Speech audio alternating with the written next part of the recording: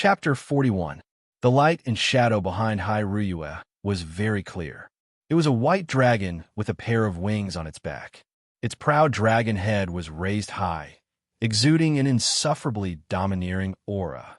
The light and shadow that appeared behind Su Dong was slightly blurrier than Hai Ruyue's, but it could still be seen that it was in the shape of a tiger. It had a white body with black stripes, and with a pair of special tiger wings. It looked very majestic. The appearance of these two light and shadows once again let the yellow flame soul powerhouses see the special ability of the Guardian of the East. Fortunately, they had experienced too many strange things from Qiyu, so they did not cry out.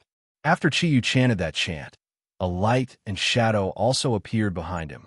But compared to Hai Ruyue and Su Dong, the light and shadow behind him could only be seen vaguely in two colors, but it was not clear.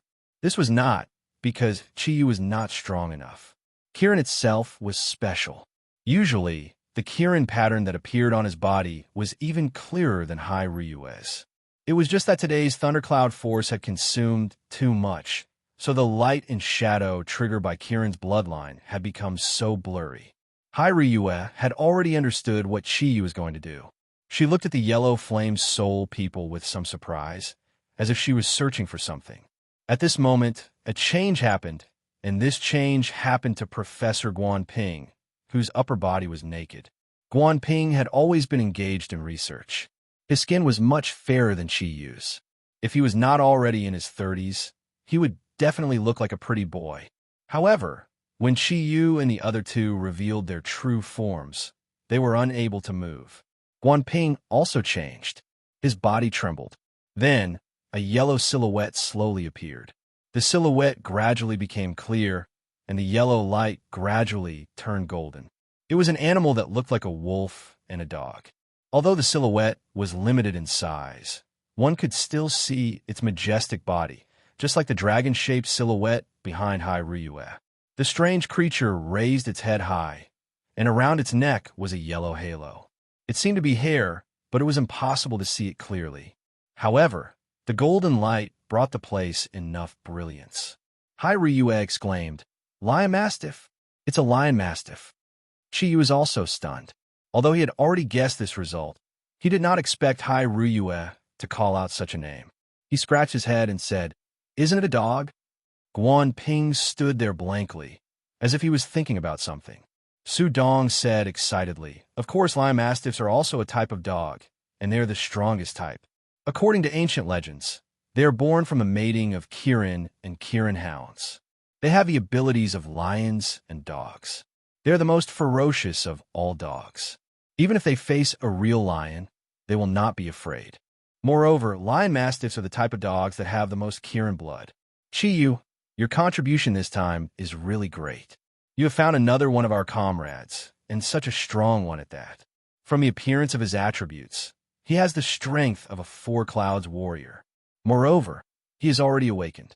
He is a Zodiac warrior who has awakened innately. He can reach 4 clouds without even cultivating. As expected of a lion mastiff, he is right. Lion mastiffs have great strength. In the ancient times, the most powerful lion mastiffs could even fight with dragons. They are more than 2 feet long and 1 foot tall. They are one of the most ferocious land beasts. Speed and strength are their characteristics. Moreover, it is said that lion mastiffs have some special abilities, but I don't know about them. Xieji's voice sounded at this time. For Qiyu, it was like an ancient encyclopedia. It could always give Qiyu the most complete answer when he needed it the most. Wait, I don't understand what you're talking about. Dr. Guanping, who had been silent all this time, suddenly said. Hai Ruyue's face was finally no longer cold. The exchange of the Easter Guardians was about to be held.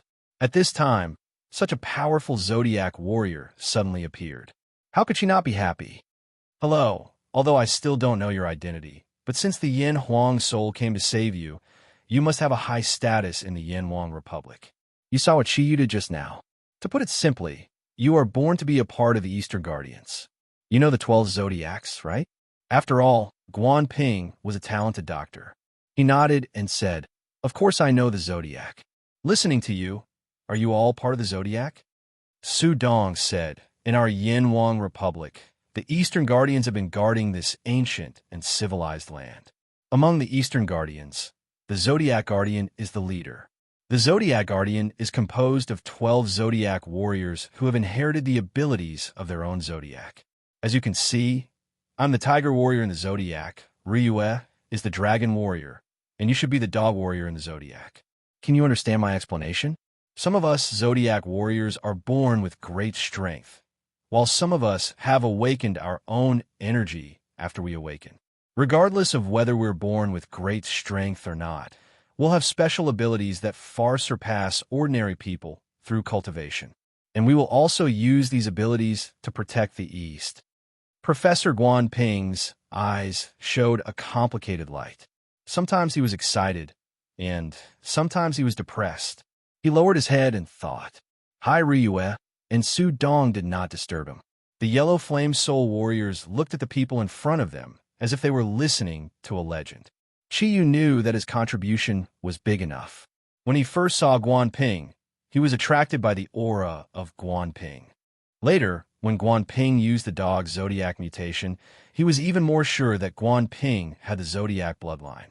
It was just that he could not determine what Zodiac Guan Ping had at that time.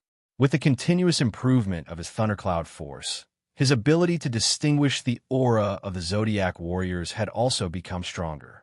Guan Ping thought for a full 10 minutes. When he raised his head again, his eyes fell on Qiyu. What about him? Which one of the Zodiac warriors is he?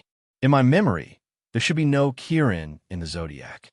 Qiyu smiled and said, although there is no Kirin in the Zodiac, but the Zodiac needs a commander.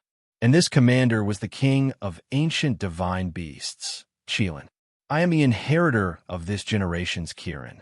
Everyone here is a yellow flame soul warrior. I trust you. What we are talking about are the secrets of the Guardian of the East. I hope you won't tell anyone. Guan Ping took 2 steps back in a daze and punched the table in pain. It's over, it's over. My 10 years of research is finished just like that. I really didn't expect it to be like this. How could it be like this, my research? Su Dong and Hai Ryue looked at each other. They did not understand why Guan Ping was like this. Qiyu's heart moved. He said, Doctor, don't tell me the subject of your research is yourself. Guan Ping looked at him and said with a bitter smile, Isn't it me? When I was very young, I discovered that I seemed to have some special abilities. There is always a special energy running on its own in my body. As I grew older, this energy became more obvious. It also made me gradually feel the difference in my body. When I use my mind to control this energy for my use, it will erupt with power far beyond that of an ordinary person. This discovery made me curious about the human body. This is also the reason why I chose to study genetics later on. After so many years of exploration, I have discovered some mysteries in my body. My genes have an extremely special arrangement. In the process of continuous research, I have some clues. But I don't know why. Although my theory is completely correct, my experiments have not been successful. Not long ago, I used another method to conduct a special experiment. I fused human genes with some animal genes to test my genetic research. I didn't expect to have a breakthrough. Although the genes formed by this method have a huge flaw, I didn't expect to have a breakthrough. Although the genes formed by this method are very flawed, they already have some similarities with my genes. However, this research of mine was originally just to solve the mystery of my own genes. The Sun Nation government took a fancy to it. They tried everything to obtain the results of my research. At that time, I became vigilant and quickly contacted the country to rescue me. Now, it seems that my research is completely meaningless. According to what you said, this is only a bloodline inheritance of the Zodiac warrior. It is impossible to find the most crucial characteristic. Qiyu stared at the crazy researcher in front of him, dumbfounded. You're good. Researching yourself. Only you can think of that. Since your results are flawed, why does the Sun Nation government want it so badly? As soon as he talked about his research, Guan Ping suddenly became spirited. Of course. Think about it. If human genes and bear genes are fused through the method of in vitro fertilization, what kind of species will be born? I can be sure that it will be a naturally powerful warrior. Moreover, This method can be implemented on a variety of animals and human bodies. As long as it is a primate, it will be possible. If there is such a mutated army with the characteristics of animals, it will be equivalent to mass-producing a bunch of superpowered people. Naturally, the Sun Nation government will be very interested. Everyone present gasped at the same time. Even Tian Hun only now realized how important his mission was. With the despicable nature of the Sun Nation, this kind of unnatural method was something they would naturally do. If they succeeded, not only would it be a huge threat to the Yanhuang Republic, it would also affect the development of the entire world. Su Dong said, "Doctor, what is the huge flaw that you mentioned?" Guan Ping said, "This flaw is fatal and also the most crucial. Although I can fuse human genes and animal genes to create a new species, this new species will not be able to inherit human intelligence because of the genetic fusion. In other words, even if this biological warrior is created, it will only have a low level of intelligence. It is far from being comparable to me. Therefore, my research has never been successful. Now I understand that I am actually a member of the Zodiac warrior. It seems that my efforts have been in vain. Genes are extremely complicated.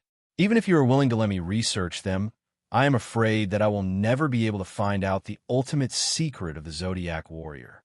Chiyu said, "Doctor, I suggest that you destroy the results of your research. If a group of monsters really appeared on Earth, I am afraid that the entire human race will panic. Although your research isn't malicious, it can have extremely negative consequences. Just thinking about a bear and a human together makes me want to vomit. This is even more disgusting than letting Su Dong mess with Sister Furong. Chiyu, why don't you go and die? You're the one messing with Sister Furong." Su Dong glared at Chiyu. Chiyu laughed and said, "You have always been a romantic and elegant person. You don't mind taking one more, right? After all, it is not easy to find someone as exquisite as her." Hai Ryue said, "Chiyu, no one will treat you as a mute if you speak less." Looking at her cold gaze, Chiyu could only unwillingly shut his mouth. Hai Ryue turned to Guan Ping and said, "Although Chiyu's words are unpleasant to hear, they are correct. I also think that this research is too scary." Guan Ping said, "I agree with your views. However, the country has been training me up until now. Although this result is negative, I still have to hand it over to the country to deal with. I believe that our Yanhuang Republic will never do the same thing as the scum of the Sun Nation. We are an ancient and civilized country.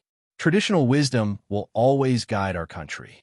Tian Hun said, "I agree with Professor's opinion. This mission is considered a success. I will now make arrangements to return to the country. With such a big incident happening in the capital of the Sun Nation, they will definitely not let it go. All of you stay here and don't leave easily. Mieyang, arrange a place for them to stay. I think we will leave tomorrow or the day after."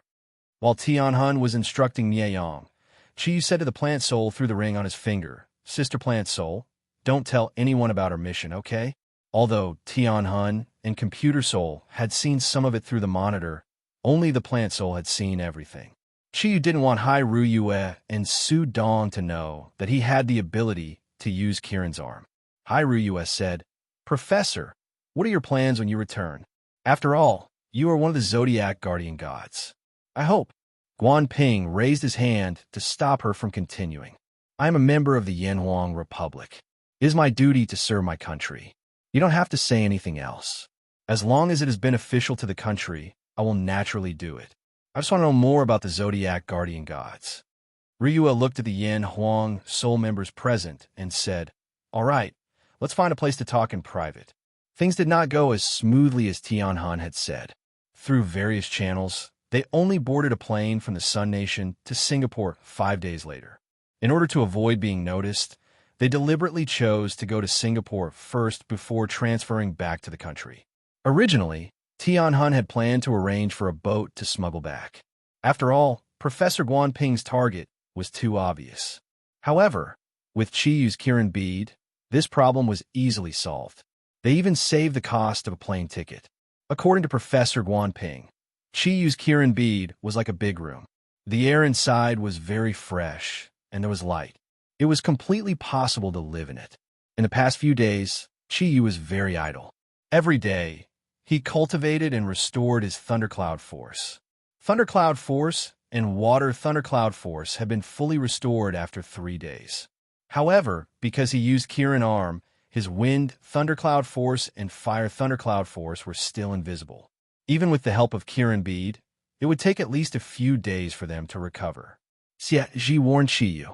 Now, with the help of Kirin bead, he could restore the thundercloud force consumed when using Kirin arm in about a week. However, it was best to only use it once a month. After all, although the attack power of Kirin arm was terrifying, the burden it brought to his body was also very large. Therefore, before his strength was sufficient, he should use it as little as possible. Improving the thundercloud force was the most fundamental way to improve his strength. Chiyu's performance in this operation had opened the eyes of the masters of the Yellow Flame Soul. Imperceptibly, they had a little more respect for him. Because the matter was over, they did not talk about the mission that day. Therefore, Hai Ryue and Su Dong only knew each other. They only thought that Chiyu had helped the Yellow Flame Soul with the invisibility ability of Kirin. In the 3 days before leaving the Sun Nation, Dr. Guanping had been talking with Su Dong and Hai Ryue about the Zodiac Guardian Warriors. Under the detailed explanation of the two, he had gradually understood the meaning of the existence of the Zodiac Guardian Warriors. He also gradually accepted this fact. Guanping decided to go to Tibet and meet Master Zagru after he returned to China and explained his scientific research results to the country. Beijing Airport, Yinhuang Republic.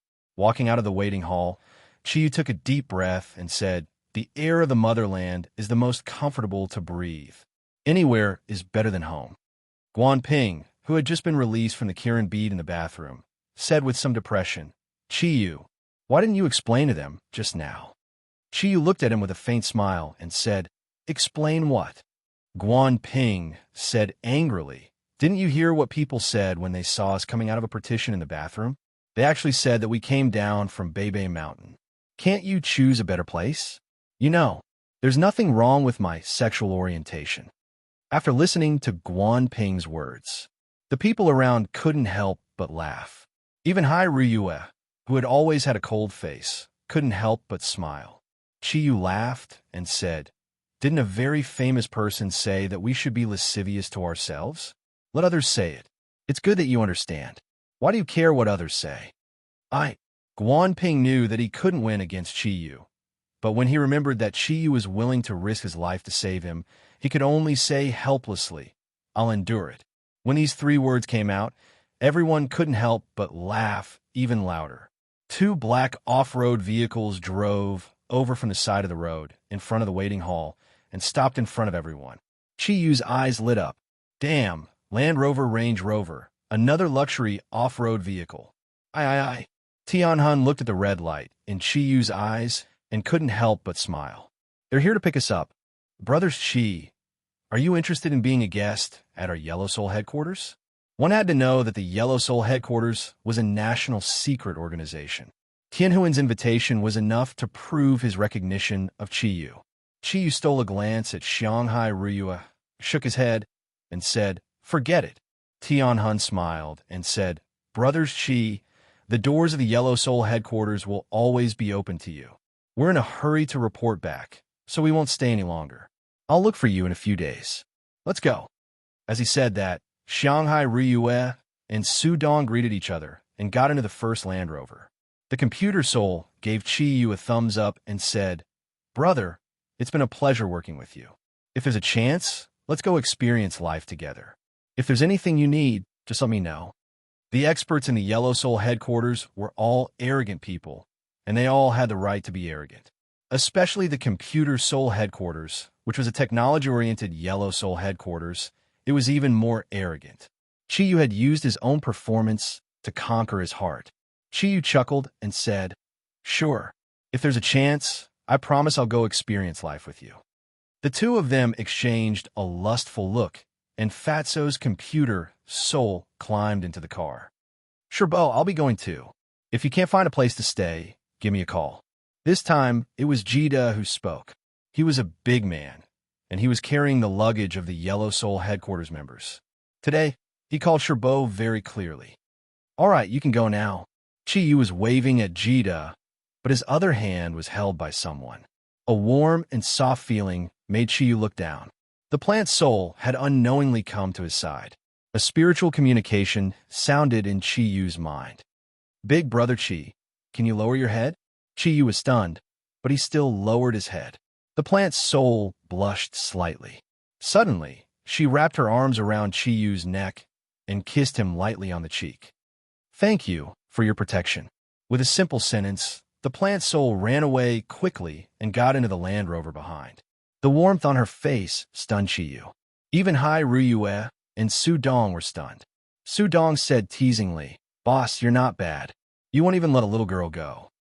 Hai Ruyue glared coldly at Chi-Yu. Her eyes seemed to say one word, beast. I'm innocent. Don't misunderstand. Guan Ping patted Chi-Yu's shoulder and said, I'm leaving too. I'll contact Ryua later. Chi-Yu, men don't explain. Didn't you say that we're lewd? Let others say that. Looking at Guan Ping's moving back view, Chi-Yu gave him the middle finger. F***CK. Looks like you're getting along well with these yellow flame soul people. Hai Ryua looked at Chi-Yu. She said coldly. Chi-Yu shrugged. My character is good. I can't help it. Hai Ryua rolled her eyes. Su Dong smiled and said in his soft voice, Boss, you're so dumb. F***CKU. Can you say something else? No. Don't you know what a catchphrase is? Hai Ryua looked at the two men bickering. She subconsciously took a few steps to the side. She acted as if she didn't know them. A wretched-looking middle-aged man walked past her. He glared at Hai Ryua's full chest and said in a low voice, Mississippi, do you need a ticket? I'll give you a business card. Saying that, he handed a card to Hai Ryua. Hai Ryua said coldly, No need. The middle-aged man curled his lips and continued to walk forward. As he walked, he muttered to himself, F***CK. It's so F***king big. Is there two volleyball in it? Although his voice was low, how could people like Hai Ryua, Chi-Yu, and Su Dong not hear it? Chi-Yu and Su Dong, who were teasing each other, looked at each other. The two bad guys laughed at the same time. Hai Ryua's face was pale. Before she could go berserk, Chi-Yu and Su Dong quickly held her arm. Su Dong said, Ryua, why bother with such a small fry? Chi-Yu agreed from the side. That's right. Forget it. This guy really doesn't know how to talk. How can he use volleyball as a comparison? He really has no taste. At least it should be a football. Chi-Yu. The scream attracted the attention of a lot of passengers around. Chi-Yu crouched and jumped out. Hai Ryua stared at Chi-Yu, who ran more than 10 meters away. The blush on her face was not because of shyness, but because of anger. She nodded at Chi-Yu and said, Well, hello. Let's wait and see. Chi-Yu stuck out his tongue and said, I'm so scared. Tyrannosaurus Rex, we have a deal. I found another Zodiac guardian. I've made up for my mistake. You can't deliberately make things difficult for me. Hai Ryua suddenly smiled and walked to Chi-Yu with Su Dong. Of course not. How can I take revenge in public? Seeing that smile, which was like a blooming flower, Chi-Yu suddenly had a creepy feeling. He suddenly found that it seemed that it was better for Hai Ryua to keep a cold face. Her smile, on the contrary, made him laugh. Even the fear he had when he was on the plane disappeared because of her smile. A long Cadillac stopped in front of the three of them. Hai Ryua said, Get in the car. It was Uncle Zhou who drove to pick them up. As soon as they got in the car, Chi-Yu hurriedly greeted Uncle Zhou. He respected this old man very much. Uncle Zhou frowned and looked at Chi-Yu. He said with some dissatisfaction, Chi-Yu, you shouldn't have done this time. In order to find you, Miss almost turned the capital upside down. Chi-Yu glanced at Hai Ryua, who was sitting opposite him, and said in surprise, Ryua, when did you care about me so much? Hai Ryua snorted disdainfully and said, Don't flatter yourself. I care about the future of the Zodiac Guardian. Who cares about you? Now you have been expelled from Qingbei University. I have investigated the matter clearly. If you want, I can let you go back there and make that girl disappear from the university. When Chi-Yu heard this, his expression couldn't help but change. Su Qing's beautiful face appeared in front of him. Hate her? No. Chi-Yu never had the habit of hating beautiful women. He had always thought that it was shameless for a man to fight with a woman. He sighed, shook his head, and said, "Forget it. Let bygones be bygones. Why ruin a girl's future because of me?" Ryua looked at him with some surprise and said, "Then aren't you afraid that your future will be ruined?" Chiyu curled his lips and said, "I'm just a ruffian who didn't even graduate from junior high. Going to Qingbei University is just to get a diploma. What future can I have? Forget it. With your ability, if you want, you can easily find another school for me." Ryua said, "I think you're not cut out for going to school. How about this? Don't you want to work and be self-reliant? Fine, I'll arrange a job for you. Start from the bottom." Chiyu's eyes lit up and said, "Okay, Sister Ryua, then you must arrange a company with many beautiful women for me. How about it? I heard from Ming Ming that you control a large corporation. This kind of small matter shouldn't be a problem." For a beautiful woman, this was the first time he called Ryua's sister. Chiyu was just casually saying it, but he didn't expect Ryua to nod and said, "Okay, I will definitely arrange a place with many beautiful women for you." From her eyes, Chiyu clearly saw a trace of a smile and couldn't help but feel slightly uneasy. "Then where do I live?" Ryua said, "Since you sneaked away this time, you will live in Longyu Courtyard. It will also be convenient for me to supervise you. Living there is no problem. Longyu Courtyard is a good place. However, you won't restrict my freedom, right?" Chiyu said tentatively. Ryua snorted disdainfully. "Who are you to me? Why should I restrict you? As long as you are in the capital, as long as I can feel your aura, it won't be easy for you to get out of danger." Sudong said, "What about me? I will stay in Qingbei. I feel that the environment there is very suitable for me." Chiyu laughed and said, "I think you think that the beauties there are very suitable for you."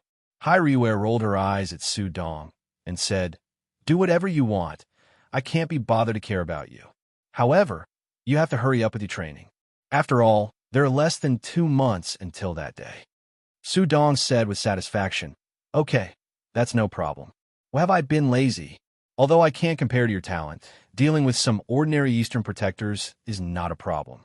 Hyra snorted coldly and said, "Don't look down on anyone, especially those Eastern protectors. You should have seen the Yin Huang Soul's people. That one called Heaven Soul and the Plant Soul, their energy aura is very strong. If the Eastern protectors also have their strength, they won't be as easy to deal with as you think, especially when it comes to some special abilities." Sudong said, "Speaking of the Yin Huang Soul, I am really curious. Chiyu, looking at their appearance, they really respect you." "Chiyu, didn't I say that I have a good character? TSK, do you think I will believe that?" "Chiyu, whatever. It's up to you to believe it or not. Do you have any cigarettes? I finished smoking a few days ago. The cigarettes in the Sun Nation are so hard to smoke. Quickly give me one." Ryua, smoking is not allowed in the car. Chapter 42. As night fell, Chiyu stood in front of the floor-to-ceiling window and looked at the large green field outside the villa. He could not help but feel refreshed. Although this trip to the Sun Nation was full of dangers, the benefits he gained were undoubtedly huge. Not to mention how much the Yellow Flame Soul mission helped him gain combat experience. The benefits brought to him by the plane scare in the air were immeasurable. Although it was also the most dangerous time, he almost died in the lightning, but it was also that time that he entered a whole new realm. Although it was a little dangerous, the 9 Blue Sea Thunder Pearls were definitely worth the risk. Think about it. As a 4-cloud Kirin, his biggest weakness was that he needed to divert his energy to cultivate, but the 9 Blue Sea Thunder Pearls reduced the 4 types of thundercloud force he needed to cultivate to 2 types, which shortened his cultivation time by half. The original disadvantage had gradually developed in the positive direction. Thinking of this, Chiyu suddenly realized a problem and hurriedly called out to Xieji in his heart. "What now?" Xieji woke up from its deep sleep helplessly. Chiyu smiled and said, "Brother Xieji, there is something I don't understand. According to what you told me last time, if my strength reaches a certain level, the energy of the Blue Sea Thunder Pearl will be absorbed by me. Then I have 2 questions. The first is whether the Blue Sea Thunder Bead will be dangerous when I absorb it. The other question is, will I automatically absorb the energy of the blue sea thunder pearl when my strength increases? Siege said, according to my estimation, once your thundercloud force increases, it should directly absorb the energy of the blue sea thunder pearl. In other words, when your overall strength reaches the 1 cloud level, the thundercloud force and water thundercloud force will directly increase to the 2 cloud level. It should not be dangerous because the predecessor of the blue sea thunder pearl, the blue sea thunder pearl, was cultivated by the nether snake for 1,000 years. Its energy is very stable. With the protection of the water attribute energy, the blue sea thunder pearl will not bite you, provided that you do not actively mobilize its energy. Mobilize it? What does that mean? Chiyu asked curiously. Siege said, the blue sea thunder pearl has now become a part of your body. Naturally, you can use them. However, your current strength is too weak. If you mobilize them, it will certainly produce a destructive effect. It might even surpass the ultimate Kirin arm that you can use with your current abilities, but the result is certain death. No matter how strong Ink Kirin's recovery ability is, he won't be able to save you. Of course, Senior Nether Snake, and I will also be destroyed. Therefore, even if you have to use Kirin's arm, do not use the blue sea thunder pearl. Do you understand? Chiyu said happily. I understand. Thank you, Brother Siege. The blue sea thunder bead is really a good thing. Of course it's good stuff. It's good for you. It's a pity that the results of my 9,000 years of cultivation have become yours. The deep-sea nether snake's indignant voice sounded. Siege said, Senior Nether Snake, this is a blessing in disguise. In fact, this is not a bad thing. Although the blue sea thunder pearl has merged with Chiyu's body and become a part of his energy, you are its former owner after all. Therefore, after the blue sea thunder pearl turned into the blue sea thunder pearl, didn't you also be affected and evolve? Although your cultivation has been greatly reduced, you have now changed from the water attribute to the thunder and water attribute. Under the effect of the thunder attribute energy, even if you're not in the sea, you can still exert 100% of your strength. This is the same effect as when you evolved into a 10,000-year vicious beast. The deep-sea nether snake said angrily, Bullsh *T. Although my strength on land is no different from before, my overall cultivation has shrunk to 1/10. Even if I return to the sea, I won't be able to make waves like before. My 9,000 years of cultivation. Chiyu smiled and said, you can't blame me for this. You volunteered, Big Brother Nether Snake. Anyway, you are my master. The appearance of the blue sea thunder pearl is an anomaly. Who knows what it will become in the future? When my strength reaches a certain level in the future, maybe I can return it to you. Don't be sad. Anyway, it's futile. Why not help me? I have always been good to my brothers. Nonsense. Do I have any other way now? How can I not blame you? If you didn't have time to provoke the thunder and lightning, I wouldn't have become like this. Even if the plane exploded at that time, because we were above the sea, I could protect you. But you overestimated yourself and wanted to absorb the thunder and lightning energy, which made me suffer. It was obviously unwise for the deep-sea nether snake to argue with a ruffian. Chi didn't even think about it and replied, of course it's still your fault. Did you tell me that you could protect me if the plane exploded? What's more, I was not the only one on the plane. There were hundreds of lives on the plane. If I had to choose again, I would still do the same. The deep-sea nether snake's energy fluctuated violently. Although he only had less than 1,000 years of cultivation left, his energy was still very terrifying. Chiyu only felt that the thundercloud force in his body was unstable, especially the 9 blue sea thunder pearls, which were rolling and rotating in his meridians. Senior Nether Snake, please calm down. There is something you may not have noticed. Siege spoke again. The deep-sea nether snake was stunned and said, what is it? Siege said, the heavenly thunder is the vital energy of heaven and earth. Although you contributed 9 blue sea divine pearls, it also took away most of the evil energy in your body from your body. In the process of transforming the blue sea divine pearls into blue sea thunder pearls, after being baptized by the righteous chi of the heavenly lightning, The evil chi in the blue sea thunder pearl was completely purified. Under its influence, your own energy will also be purified. Therefore, from your point of view, you're no longer a ferocious beast, but a divine beast. Ah! The deep-sea nether snake exclaimed. After a few seconds of silence, she said in a strange tone, "Oh my God! I really became a mythological beast. No wonder the Buddha's power emitted by the Sarira bead no longer affected me. Divine beast. Damn it, I actually became a divine beast, Chiyu. You monster, Chiyu laughed and said, "What's wrong with a divine beast? At least the name sounds better. What's the use of a name? Why want a strength?" Chiyu said, "I know you don't feel good. Losing 9,000 years of cultivation will not feel good, but things have become like this. What else do you want me to do? Also, I can't return it. Do you want to die with me? If that's the case, you won't release the blue sea divine pearls anymore. Why am I so unlucky to meet a bastard like you?" The deep-sea nether snake's anger obviously disappeared. In addition to helplessness, there was a deep sense of loss. Chiyu comforted, "Okay, Brother Nether Snake, since you and Brother Siaji are both in my body, then we are one family from now on. You have been cultivating for so many years. Don't you feel lonely?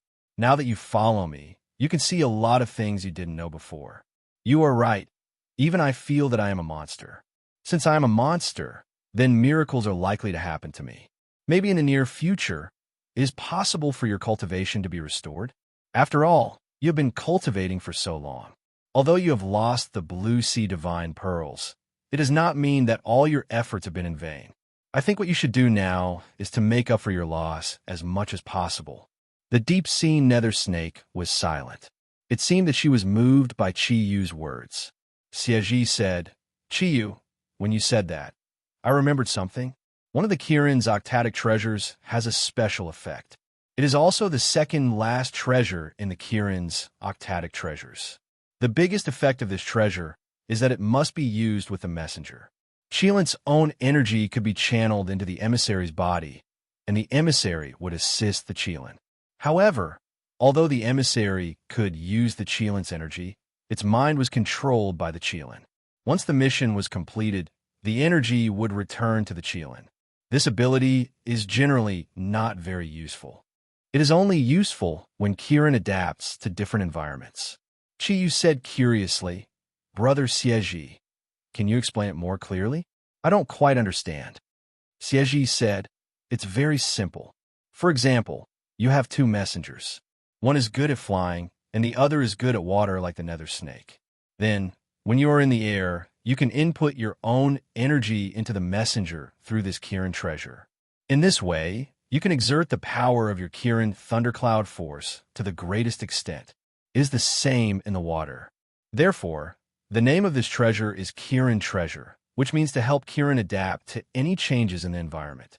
Moreover, after it is used, Kirin's body will be integrated with its own messenger. As long as the messenger is still there, Kirin's body will not be harmed. Therefore, Kirin Treasure belongs to the defensive category of the Kirin artifact in the Kirin octadic treasures.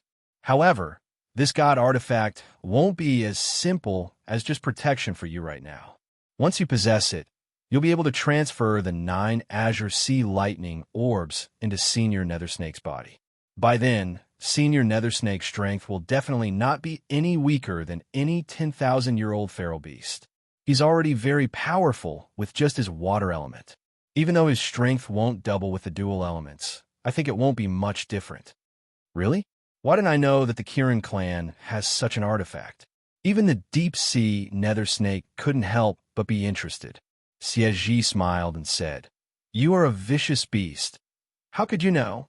Any one of the Kirin octadic treasures is the top secret of the Kirin clan. If it wasn't for my ancestor being a servant of the Kirin king, I wouldn't know about it. However, Senior Nether Snake, you don't need to be happy. As I said, although the Kirin treasure can let Kirin inject his own energy, your mind will also be connected to Kirin's body, and you'll be affected by Kirin's body. If you have evil intentions, then you will only be unlucky." The deep-sea nether snake smiled bitterly and said, "You don't need to say it, I understand. Kirin will never make an artifact that is harmful to himself. However, I'm already very satisfied to be able to get my blue sea thunder beads back for a period of time and let me relive their aura. As long as they can re-enter my body, it will be of great help to me to restore my strength. After all, they were originally mine. For me, the blue sea thunder beads are like the Kirin beads on Chiyu's body. Then where is this Kirin? Such a good thing must be found. Whether it is for me or Chiyu, it will be of great benefit. As long as the blue sea thunder beads can return to my body to assist me in my cultivation, the past will be written off. Chiyu said in surprise, "Big brother Nether Snake, how did you become so easy to talk to?" The deep sea Nether Snake said in a bad mood, "It's not that I'm easy to talk to. You are right, my hard work for 9,000 years is not in vain. If the blue sea thunder beads can return to my body to assist me in my cultivation, I believe that in less than 1,000 years, I can regenerate 9 blue sea thunder beads. Overall, it is worth it. If that is the case, although turning from a vicious beast to a divine beast will allow me to cultivate for thousands of years, is a good thing for me. Do you know why there are so few 10,000-year-old vicious beasts in this world? Since the era of ancient beasts, it is not only the deep-sea nether snake race that has been working hard to cultivate. However, it is extremely difficult to rise to the level of 10,000-year-old vicious beasts. The main reason is because of the heavenly fire demonic tribulation after cultivating to 10,000-year-old. Of course, when divine beasts cultivate to 10,000-year-old, they will also face the same tribulation, which is the heavenly thunder tribulation. The two tribulations seem to be similar in terms of power. However, the heavenly fire demonic tribulation is more terrifying for the deep-sea nether snake race. Because we are of the water attribute, fire is the nemesis of water. If other vicious beasts have a 10% chance of surviving, we don't even have a 1% chance. My big brother encountered the 1% chance of surviving the tribulation and becoming a 10,000-year-old vicious beast, so he was too excited and launched the tsunami disaster.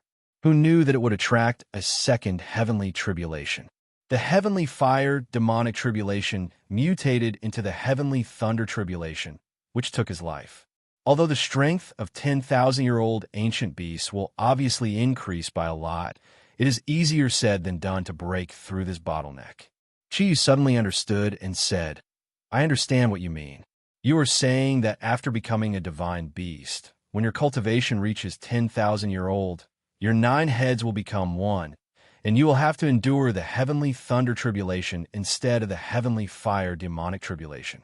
The heavenly thunder tribulation is easier to resist than the fire tribulation, because you are now of the thunder and water attribute, right?"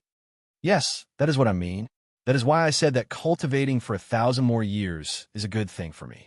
After all, the possibility of becoming a super vicious beast after surviving the heavenly tribulation has greatly increased. Moreover, at that time, I will still be of the dual attributes. Among all the ancient beasts, I will definitely be one of the strongest." Chiyu smiled and said, "You are wrong. It is a super divine beast." The deep-sea nether snake said, "All right, whether it is a divine beast or a vicious beast, what I desire is great power. After 1,000 years, I guess you will be strong enough to let me out. How about this? As long as you can find Kirin and often transfer the 9 blue sea thunder pearls back into my body for my cultivation, before I become a 10,000-year-old divine beast, I will be at your command." This matter was only good for Chiyu, and there was no harm in it. Why would he not agree? The 9 blue sea thunder pearls were already his, and he could also have such a strong bodyguard. Why not? Chiyu, Kirin is something that can only be encountered by chance. It will depend on your luck. Well, someone is coming. You have to continue to cultivate. I will continue to cultivate with Senior Nether Snake. Xiaji felt the aura coming from outside the door and warned Chiyu. Then, it returned to its dormant state with the deep-sea Nether Snake. There was a knock on the door, and Hai Ruyue's voice came from the communication device in the room. "Chiyu, you are not asleep yet, right?" "Why? Beautiful. Do you want to sleep with me?" Chiyu said teasingly as he went forward to open the door. Hai Ryue said angrily, "Your mouth is really cheap." She did not know why, when she saw Chi-Yu's lascivious smile. She had violent urges. Of course, in her eyes, Chi-Yu's smile was lascivious most of the time. Chi-Yu made a gesture to invite her in. "Come on, beautiful, come in and sit." As he said that, he invited Hai Ryue into the room. Hai Ryue did not sit down. After entering the room, she looked at the scenery outside the window like Chi-Yu did before. Although it was already night, with her and Chi-Yu's eyesight, they could still see the green grass. But with her and Chi-Yu's eyesight, they could still see the green grass. Chi-Yu walked to Hai Ryue's side and stopped. If it was another beautiful woman, he would definitely stand a bit closer. But for Hai Ryue, he was a full 2 meters away. Looking at this T-Rex from the side, Chi-Yu suddenly found that Hai Ryue was really beautiful. Beautiful enough to make people suffocate. When she was not angry, she was indeed the most beautiful woman he had ever seen. Only that foreign language teacher at Qingbei University, Wen Ting, could be compared to her. Looking outside, Hai Ryue's eyes revealed a trace of indifference, and the lines on her pretty face became a bit softer. "Chi-Yu, Ryue, you didn't come looking for me just to see the night view, did you? Your room should also be able to see it." Hai Ryue glanced at him and said, "I will stay here today." "Oh, stay here. Ah, what? What did you say?" Chi-Yu stared dumbfoundedly at the beauty in front of him. He simply could not believe his ears. Hai Ryue looked at Chi-Yu with a smile that was not a smile. Chi-Yu's surprise seemed to make her very happy. "I said, I want to stay here today." "Then, what about me?" Chi-Yu asked tentatively. Hai Ryue's gaze fell on the window again. She indifferently said, "Of course I will also stay here." Chi-Yu forcefully swallowed a mouthful of saliva and said, "Ryue, don't tell me you have a conscience and want to repay me with your body." Although this T-Rex was often very violent and always cold, he had to admit that she was the closest to a perfect beauty. Whether it was appearance or figure, there was almost nothing to nitpick about. Only her personality made Chi-Yu somewhat hard to accept. But to talk about sharing a bed with such a beauty, Chi-Yu was still very willing. He blankly looked at Hai Ryue. The lewd thoughts in his brain had already begun to operate. His lewd eyes seemed to have the ability to see through things. They constantly roamed around Hai Ryue's body. "What are you looking at? Look again, and I'll dig out your eyes. You still want to repay me with your body? Who do you think you are?" Hai Ryue couldn't help but blush when she said, "Repay me with her body." Chi-Yu was somewhat confused. "Then what is your intention? I don't quite understand." Hai Ryue said, "My intention is very simple. I want to stay here. You also have to stay here. I will supervise your training." Chi-Yu was stunned. "Didn't you already give up on me?" Hai Ryue indifferently said, "Did I say that? I don't remember." F***CK. You also know how to act shamelessly? Hai Ryue flirtatiously looked at Chi-Yu.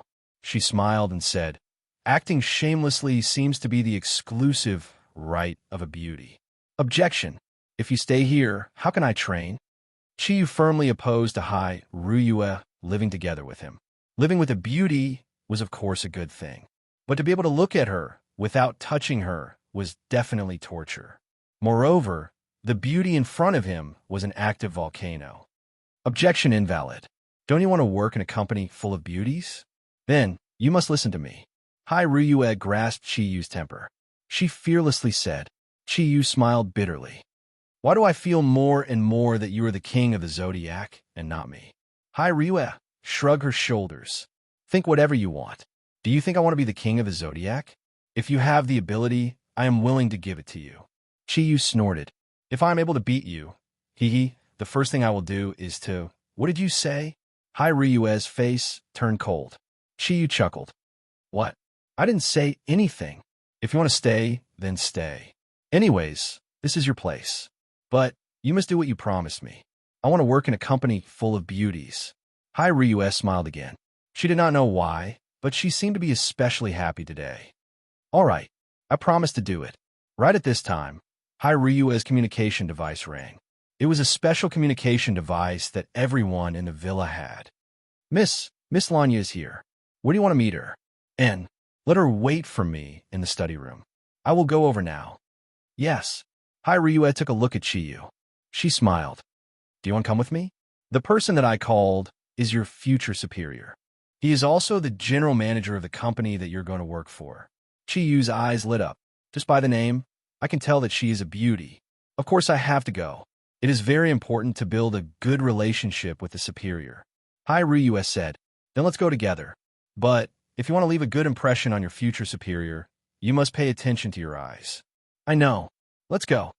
Chi could not help but look forward to it. What kind of company did Hai Ryue arrange for me to work in? A model company? Thinking about it, it is not bad. Hee. Even if it is a nightclub. He followed Hai Ryue out of the door. Under Hai Ryue's lead, the two of them walked towards the third floor. Hai Ryue said, I will do what you want. But from today onwards, you must not tell anyone that I'm going to live with you. Furthermore, you must train with me every day. Okay, no problem. Chi Yu agreed immediately since he was training every day. He, who had never worked before, had already begun to look forward to his beautiful future life. Hai Ryue's study room was on the third floor. It was not far from the huge room that she had beaten up Chi Yu.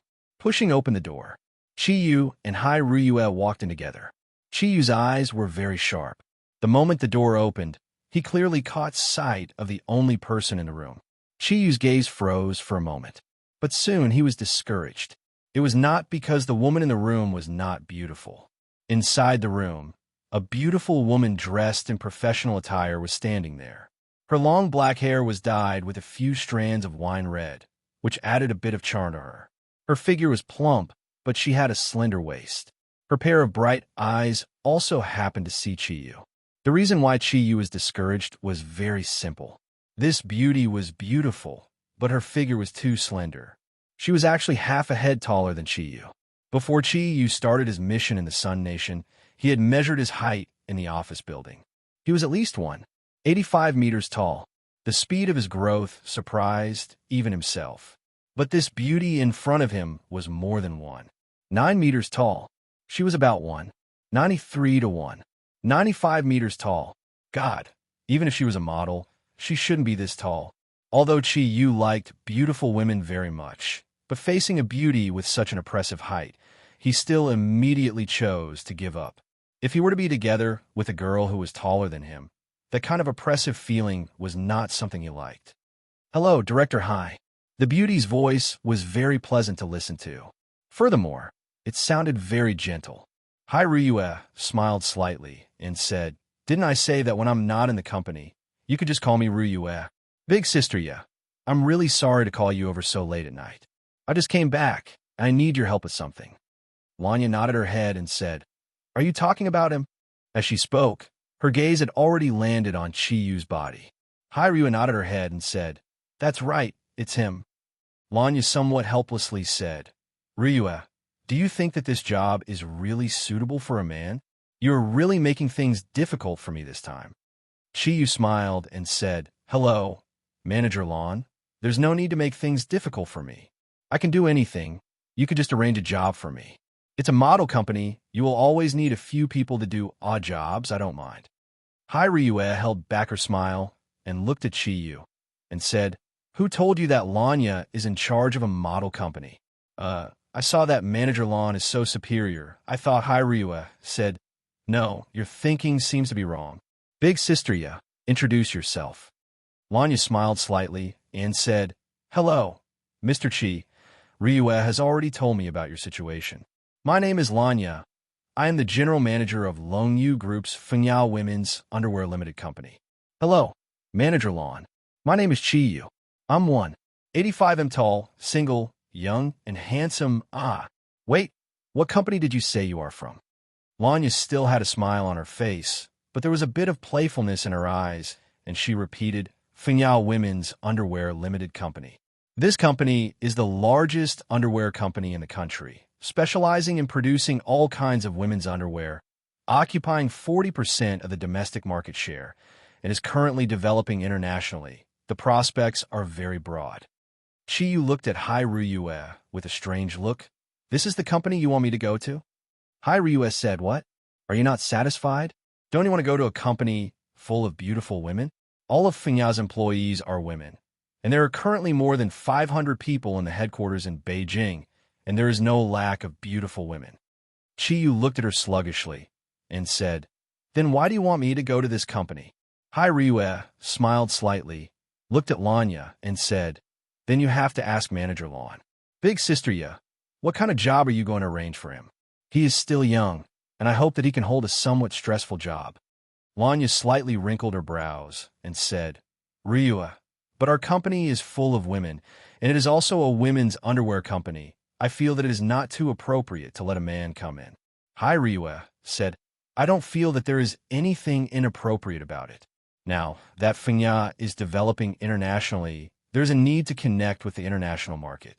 I have investigated before, and there are many foreign women's underwear companies that have male designers. The reason is very simple. Isn't the beautiful underwear that women wear for their men to see? With a man's eyesight, it is naturally different from a woman's. Thus, there will be some special changes in the design, and I feel that what Fengya needs now is this kind of change. But even if we are looking for a women's underwear designer, he should also have a certain level of professional standard." Lanya was obviously not too willing to hire Chiyu. Hai Ryue said, "No, professionalism will instead easily restrict a person's creativity. I feel that we can let a person who has never experienced it try it, and perhaps there will be unexpected results." "Looks like Boss Hai has already decided," Lanya said somewhat helplessly. Hai Ryue nodded her head and said, "Big sister ya, you have to believe in my eyesight." As she spoke, she looked at Chiyu with a ridiculing gaze, and it was obvious that she was trying very hard to not laugh out loud. Letting a grown man be a women's underwear designer was the best method she could think of to deal with this pervert, Chiyu. Lanya sighed and said, "Ryue, I remember that you have once told me not to put the matters of my life into my work, and even more so, not to let my life affect my work. I hope that your decision is correct. How about this? Let him have a trial for 3 months, and his position will be a women's underwear designer. If he is able to successfully design a work that is recognized, then he can continue working. Otherwise, unless you replace me, I will definitely do my job properly." "Okay, it's settled then." Hai Ryue smiled as she turned to Chiyu. In her opinion, 3 months' time was enough. "Chiyu, how are you? Are you satisfied with this job?" Chapter 43. "What are you doing?" Hai Ryue looked at Chiyu with some vigilance. Chiyu grabbed Hai Ryue's hand and shook it vigorously. "Ryue, you're really a beacon in the dark, guiding me, a lost sheep. How did you know that this is the most suitable career for me?" "Thank you so much, Ryue. I find that you're becoming more and more adorable. Being a female underwear designer, this is a dream that I've always dreamed of but always felt impossible to achieve. I didn't expect that you would actually help me achieve it. Don't worry, I will definitely not embarrass you. I will definitely become a qualified designer. Manager Lon, then when can I go to the market?" The two ladies present were dumbfounded as they looked at Chiyu, who was about to drool, and were speechless for a long time. Hai Ryue had guessed many different reactions from Chiyu, but she had never thought that Chiyu would actually be so excited. "Are you sure you want to do this job?" Chiyu actually knew that this job would bring him a lot of embarrassment, but when he saw Hai Ryue's proud look, he naturally would not show any dissatisfaction. At this time, when he saw her surprised and unwilling expression, he could not help but feel happy, and said without hesitation, "Of course, I'm sure. I love to accept challenges the most, especially this kind of novel challenge." Lanya was older than Hai Ryue by 2 years, so she could naturally see that this man and woman in front of her had an unusual relationship. She said from the side, "Since Mr. Chi is so enthusiastic, then come to the company tomorrow to report. This is my business card. When you come, you can directly find me in the office. I'll have someone arrange a job for you." "Okay, thank you, Manager Lon." Chiyu took the business card in his hand and waved it in front of Hai Ryue with some pride. "Ryue, if there's nothing else, then I'll leave first." Looking at Hai Ryue's face that was gradually becoming gloomy, Lanya felt that it was better for him to leave first. Hai Ryue took a deep breath. Calming the disappointment in his heart, he said, "All right, go back first and rest early." After Lanya left, only Chiyu and Hai Ryue were left in the study room. "Why should I agree?" Hai Ryue glared at him. Chiyu smiled and said, "Isn't this what you want?" "Of course, that's what I hoped for." Don't forget, I'm a gangster. I'm a ruffian, at least in your heart. I've always been. There were so many beautiful women in the company. What reason do I have not to go? All right, let's go back to our rooms. Aren't you going to supervise my cultivation? After that, Chiyu walked out of the study alone. Looking at his back, Hai Ryue clenched her fists tightly. This guy, why does he always provoke my anger? If he wasn't Kirin, I would have punched him already. Chiyu felt great as he walked back to his room. He had always been thick-skinned. His face had always been very thick, and he was also a person who muddled along. He was not worried about what kind of situation he would encounter at work tomorrow. In any case, the probation period was only 3 months. At worst, he would just quit. Hai Ryue originally wanted to play with him. That's all. Since that's the case, then come. I'm a ruffian. Barefoot is not afraid of wearing shoes. Just as he walked back to his room, before he could even sit down, Hai Ryue had already followed him into the room. Chiyu found it somewhat funny and said, even if it's just entering the bridal room, there's no need to be so anxious. Hai Ryue coldly snorted. Floating up, she directly landed on the inside of the bed. Cultivate. Chiyu shrugged his shoulders. He naturally understood that when an active volcano was about to erupt, he could not be provoked again. Without saying anything more, he sat down cross-legged 1 meter away from Hai Ryue. Perhaps because of the churning anger in her heart, Hai Ryue's breathing was somewhat unstable. Her full breasts fluctuated up and down with her breathing. From a small fluctuation range, one could see how bouncy the full twin peaks were. I really want to try it. Chiyu secretly swallowed his saliva, thinking of the dragon claw that he had just comprehended not long ago. And then looking at Hai Ryue's cold face, he dispelled the idea in his heart. Hai Ryu didn't open her eyes. Are you going to keep looking at me like this? If you don't look at me, how do you know I'm looking at you? What are your pair of thieving eyes doing? Although I can't see it, I can feel the fluctuation of breath in your body. If you dare to fantasize about me again, believe it or not, I will make you unable to be a man in this life. You don't have to be so ruthless. Chiyu subconsciously covered his treasures. Hai Ryue coldly said, less nonsense, cultivate. Okay, I will cultivate. Chiyu glanced at Hai Ryue and couldn't help but feel a little proud. He had been hiding his strength in front of Hai Ryue and didn't tell her how much progress he had made, so that one day in the future, he could see Hai Ryue surprised to find that he had become stronger. Once he thought of the possible results he could get from this pig-eating tiger, he immediately happily cultivated. Chiyu closed his eyes, but Hai Ryue opened her eyes instead. The moment Chiyu closed his eyes, she clearly felt the man's breath in front of her turn from scattered to orderly. His body was full of vitality and domineering breath, like a huge whirlpool, attracted the rising dragon art thundercloud force in her body.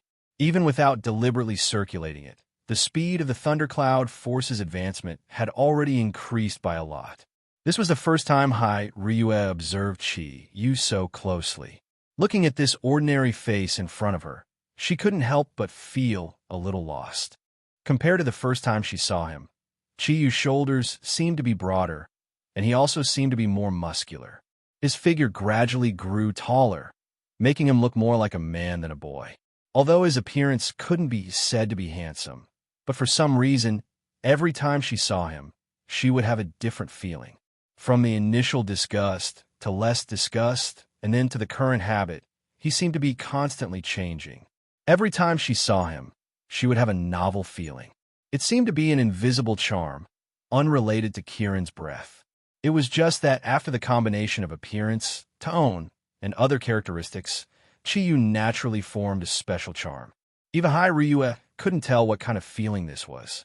She only knew that if it was in the past, when Chiyu said he wanted to sleep with her in the same bed, she would probably have already made a move. But now, she didn't have the slightest intention of doing so. She didn't know when it started. She had already begun to pay attention to protecting Chiyu's dignity. Chiyu didn't know all this. He entered the state of cultivation very quickly. Perhaps this had something to do with his ruffian habits. It was obviously much easier to mobilize 2 thundercloud force with his mind than to mobilize 4. When the thundercloud force completed the first cloud cycle in a short time, he had already entered the state of meditation. Green and red lights hovered in his body. After using Kieran's arm, it wasn't until today that the fire attribute thundercloud force and the wind attribute thundercloud force reappeared. But Chiyu found that these two thundercloud force recovered very quickly, and each cloud cycle would produce a clear change. Kieran's 8 treasures.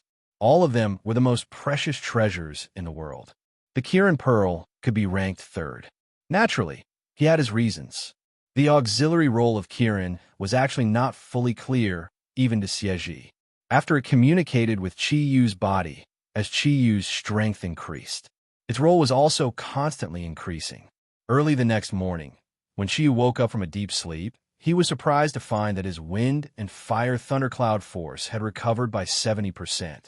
The wind and fire thundercloud force reappeared. It was only one night. It had only been 4 or 5 days since he used Kieran's arm. Chiyu didn't know that the reason why he was able to punch the dark-level Soul Eater that day was mostly due to the Blue Sea Thunder Pearl. Because the lightning attribute thundercloud force and water attribute thundercloud force in his body were extremely abundant. When he used Kieran's arm, the lightning and water thundercloud force were obviously released more than the wind and fire thundercloud force.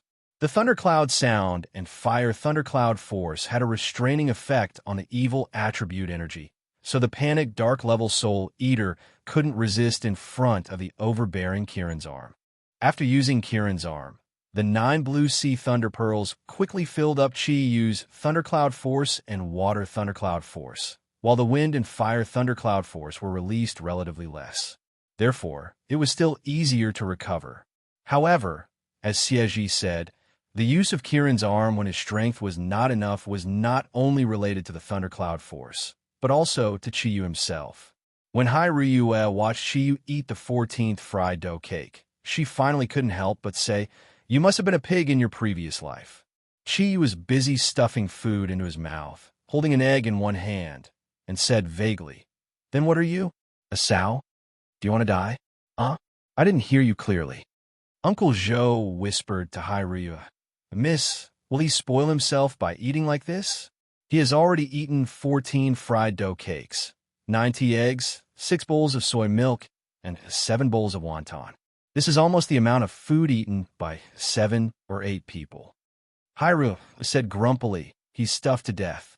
While saying, she also glanced at Chiyu's still flat lower abdomen. This morning, when she woke up, her mood was much better. The reason was very simple. Last night's cultivation was actually comparable to her previous 3 or 4 days of full strength cultivation. The auxiliary effect of Kieran's aura on the Zodiac Guardian seemed to be stronger than last time. The improvement in strength naturally made the Tyrannosaurus Rex feel a lot more comfortable. Last night's matter no longer bothered with Chiyu, and even took the initiative to ask him what he wanted to eat. In terms of food, Chiyu was definitely a traditional Easterner. He didn't like to drink milk, but preferred the traditional breakfast of soy milk, fried dough cakes, and tea eggs. When he was in the Sun Nation, he hadn't had a good day. Now that he was back, how could he not eat? Besides, he didn't have to pay for breakfast. When Chiyu swallowed the 10th tea egg and drank the 7th bowl of soy milk, he said contentedly, "There's only one word to describe this feeling. Our Yan Huang country's food is still more to my taste. The food in the Little Sun Nation is really disgusting." Hai Ryue snorted and said, "I'm going to work. I'll get Uncle Zhou to send you to the company later. But this is also the only time I'll let you know the way. When I get back, I'll get someone to buy you a bicycle. You can ride it to work every day. It's also a form of exercise." After saying that, she left without looking back. Today, Hai Ryue was wearing a sky blue professional suit and a pair of gold-rimmed glasses. If Chiyu didn't know her well, he would definitely think that she was a high-ranking white-collar worker. He had to admit that Hai Ryue in uniform was extremely attractive to any man. But roses had thorns, and they were dragon thorns. "Chiyu, why do you eat so much?" After Hai Ryue left, Uncle Zhou sat down beside Chiyu. Chiyu laughed and said, "Teacher Zhou, I'm still growing. If I don't eat more, how can I get more nutrition? Let's go. I'll have to trouble you to send me. Is Fignon Company far?" Uncle Zhou thought about it and said, "It's okay, about 30 kilometers. F*CK, 30 kilometers. Then why did she ask me to ride there? Doesn't she know that riding a bicycle is not good for the lower part?" Uncle Joe smiled and said, "That refers to ordinary people, but you are not. Mrs. Right. It's always good to exercise more." Although Chiyu also thought that Fengya Women's Underwear Company Limited should not be small, when Uncle Joe drove him to a 30-story building, he was still full of surprise. "Uncle Joe, don't tell me that this building belongs to Fengya." Uncle Joe smiled and said, "To be precise, it belongs to Longyu Group. Miss also works here. I thought she would come with you, but I didn't expect that she would ask me to send you alone. Because Fengya is all women, they're arranged to be on the 26th to 29th floors. Below them are the other companies of the group. The 30th floor is the office of the group's senior management, and ordinary people can't go up. Miss is there. Take this business card. Mrs. phone number is here. You can call her if you need anything." Chiyu took the plain white business card and said with a lascivious smile, "Teacher Zhou, your last sentence is very ambiguous." Uncle Zhou was stunned at first, but then immediately understood and scolded with a smile. "Kid, your head is full of semen." Chiyu smiled and said, "I also want to, but it's impossible." "Thanks, Teacher Zhou." After saying that, he got out of the car and tidied up his only decent clothes and went to the Longyu building. Today was his first day at work. In order to leave a good impression on the beauties of Fengya Group, Chiyu specially found a shirt that Hai Ruyue bought for him not long ago and paired it with a pair of jeans to work. In his opinion, he was dressed very formally, but he immediately became an exception when he entered the Longyu building. Needless to say, the women were different. From entering the building to getting on the elevator, all the male staff he saw were wearing well-ironed suits, and all of them looked very hurried, as if they were very nervous about work. Compared with them, Chi was more like a sightseeing than a job. F*CK, do I have to dress so formally? Chi secretly thought in his heart and directly pressed the number 26 on the elevator. He was the only one in the elevator.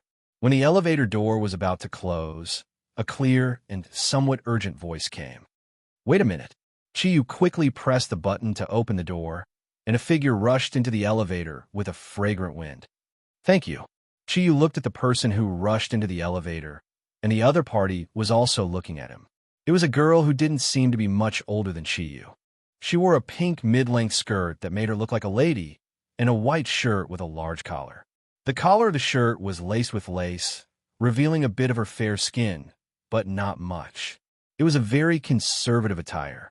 Her hair was very long, and even if it was combed in a single way, it could reach her waist. It was Chiyu's favorite long hair. It was exquisite. Although it was not extremely beautiful, it looked very pleasing. Chiyu calculated in his heart and immediately calculated that she was about the level of desire to impulse. She was a very good little beauty. The girl was also looking at him. She seemed to be a little curious about Chiyu's dress. "Hello. Thank you for your help. Please press the button for the 26th floor." "Hey, why are you also on the 26th floor? Did you press the wrong button?" Chiyu maintained a smile on his face and said, "No, we did not press the wrong button. I also want to go to the 26th floor. It seems that we are really fated." After interacting with Su Dong, Chiyu increasingly found that maintaining a smile in front of a beautiful woman was definitely a very good way. As he met more and more beautiful women, he had already become somewhat immune. His hooligan habits also gradually changed from being exposed to being restrained.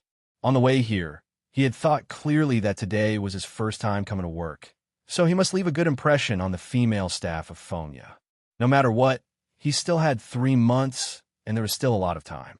"Oh, then you must be our Fonya's client," the girl suddenly said. Chiyu shook his head and said, "No, I am here to work." "What? You said you are?" "Work. My position is a designer," Chiyu said in his heart. "Here it comes." Fortunately, he was mentally prepared. The girl's gaze gradually changed, and Chiyu could clearly feel it. She seemed to be looking at a pervert, and could not help but smile and said, "Don't worry, I did not come down from the back mountain, and I am not a pervert. My sexual orientation is very correct. Do you think that men cannot be women's underwear designers?" Fonya is now moving towards internationalization, so we need to add in our men's vision and more fresh elements so that we can occupy a larger share in the market. Therefore, your company hired me to be a designer.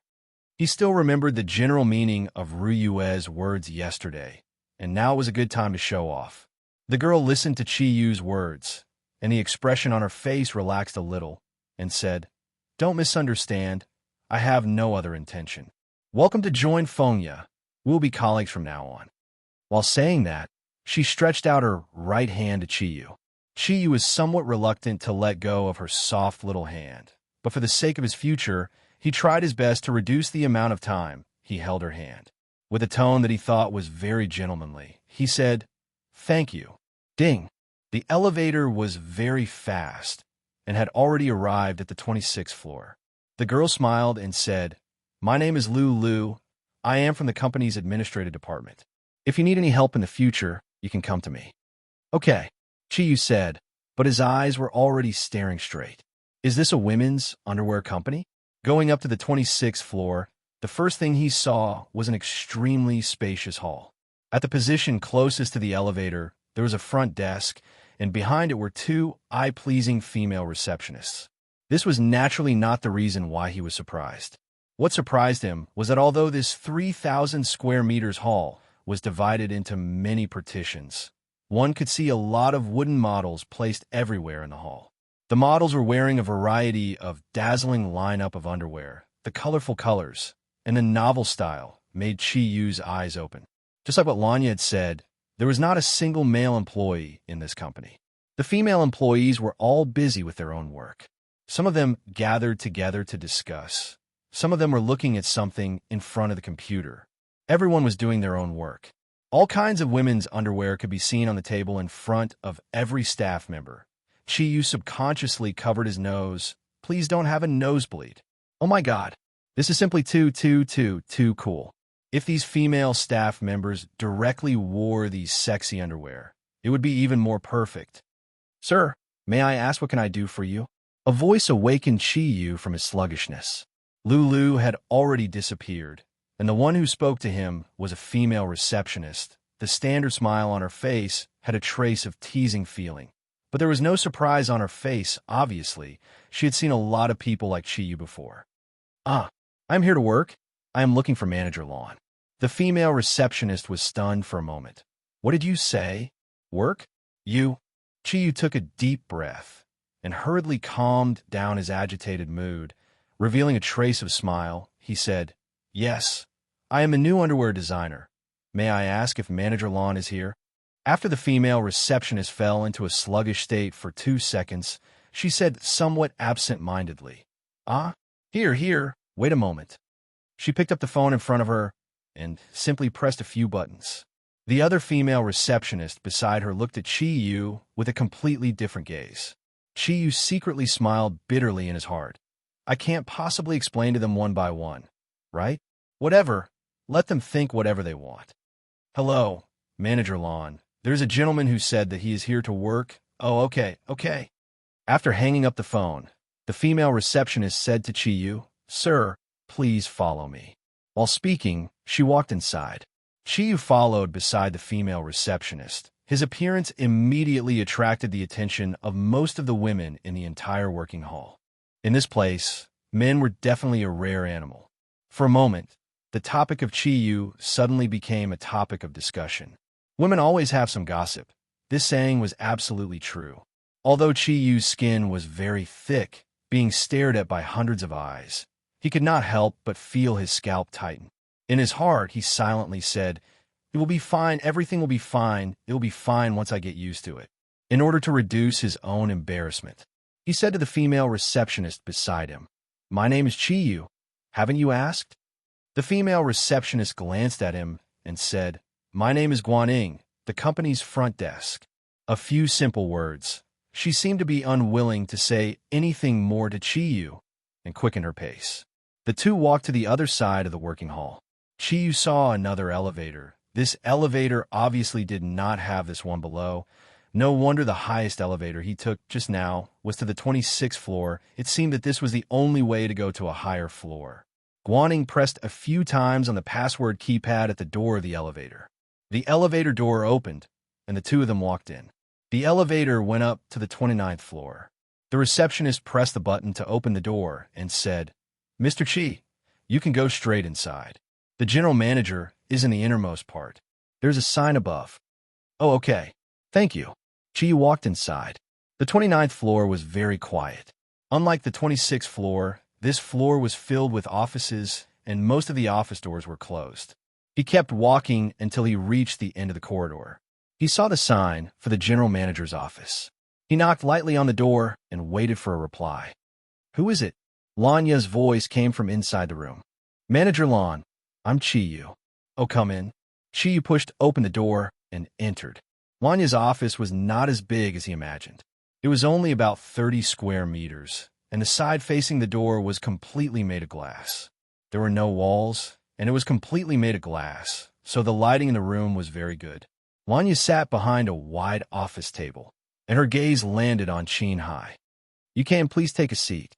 She made a hand gesture to Chiyu, picked up the phone in front of her, and dialed a number. "Manager Zhao, come over here for a moment."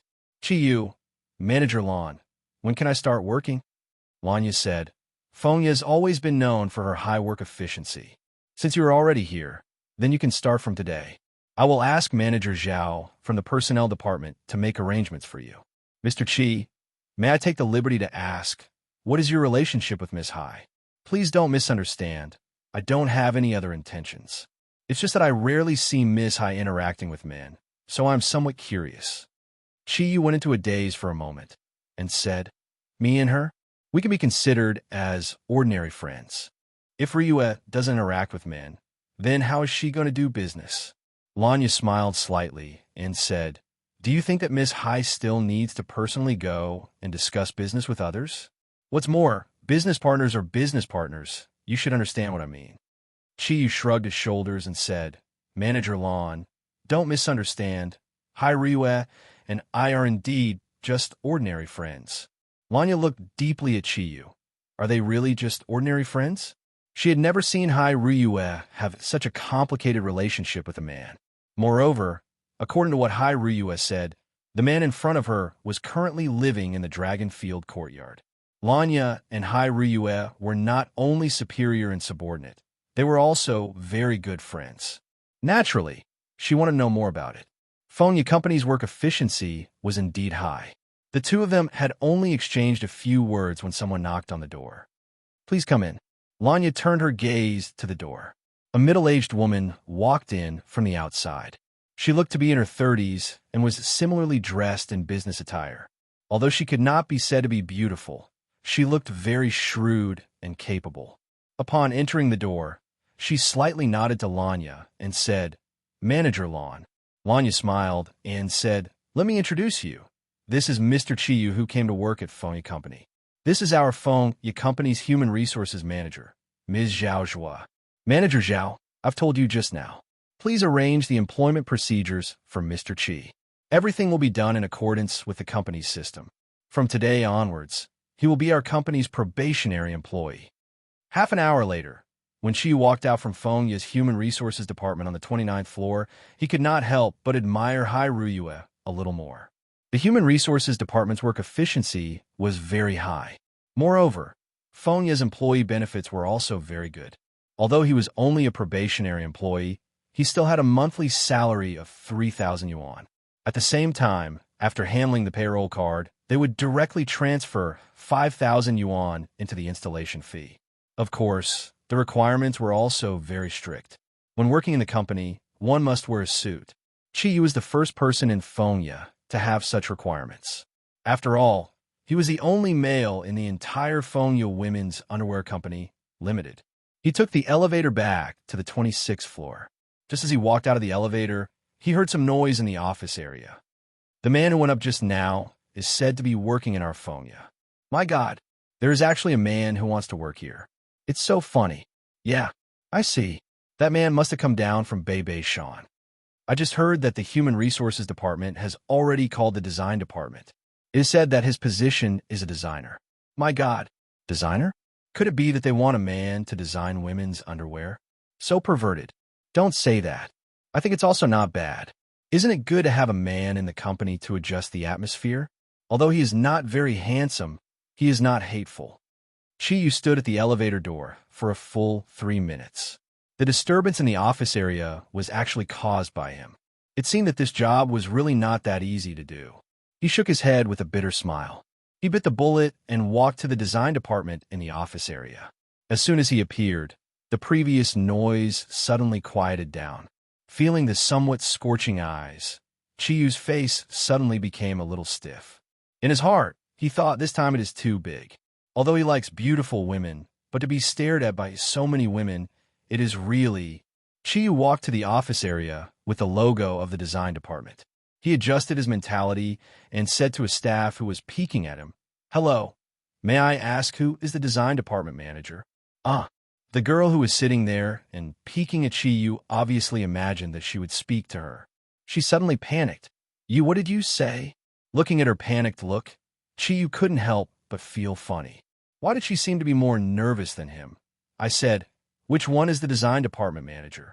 "Oh, over there, in the innermost workshop. There is a circle of offices around the office area." The position she pointed at was one of the larger ones. "Thank you." Chiyu nodded to the girl. Watching him turn around and leave, the girl patted her chest and muttered to herself, "That really scared me." The door of the design department manager's office was open. Chiyu walked outside and knocked on the door a few times. "Can I come in?"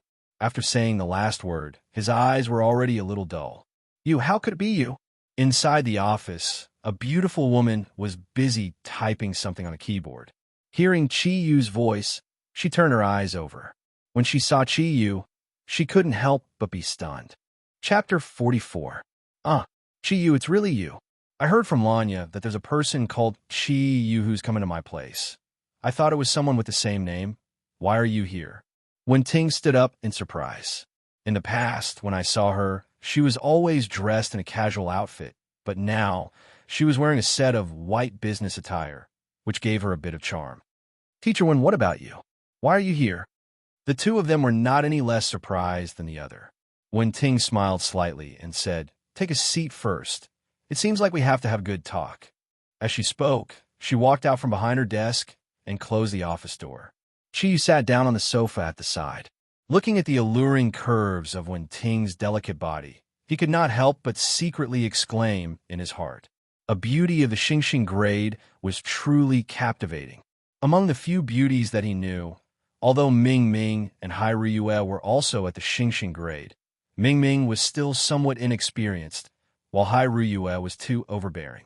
The one who was the closest to the Xingxing grade was Wen Ting, who was in front of him. "Teacher Wen, I remember that you said that you don't like the chaos of the outside society, so you chose to stay in Qingbei University to teach. Why now?" Chiyu asked doubtfully. Wen Ting smiled slightly and said, "I did say that before. But I'm a girl, and I am alone. Girls all like to have beautiful clothes and a comfortable place to live, and all of these require a financial foundation. Although the treatment at Qingbei University is not bad, but I still hope to have more savings. Indeed, I don't like the trouble that I encounter in social work, but it's different here. I think you also know that you are the first male employee of Fonya Company, and I'm a designer, so I don't need to have any contact with the outside world. I only need to complete my own work. It was around 2 years ago, while I was teaching at Qingbei, I was studying a professional degree in design that I had always liked. At that time, I got to know Lanya. She felt that I had a lot of talent in this area, so she introduced me to Fonya. Originally, I had always been working part-time, but recently, Fonya has entered a high-speed development channel. After Lanya and I discussed it, that's why I decided to quit my job at Qingbei University and come here to wholeheartedly design. What a coincidence. I've only been here for a few days. I didn't expect to meet you again. What about you? Why are you here? Just now, Lanya called me and said that you were specially assigned by the higher-ups. Also, what happened in Qingbei last time? Chiyu smiled bitterly and said, "Teacher Wen, do you also believe that I would rape a female student? I don't want to explain this matter. I'll let the innocent know. As for coming here, it was arranged by a friend of mine. Like you, I'm also alone, so I have to eat. So here I am. I didn't expect you to become my superior. A strange light flashed in Wenting's eyes.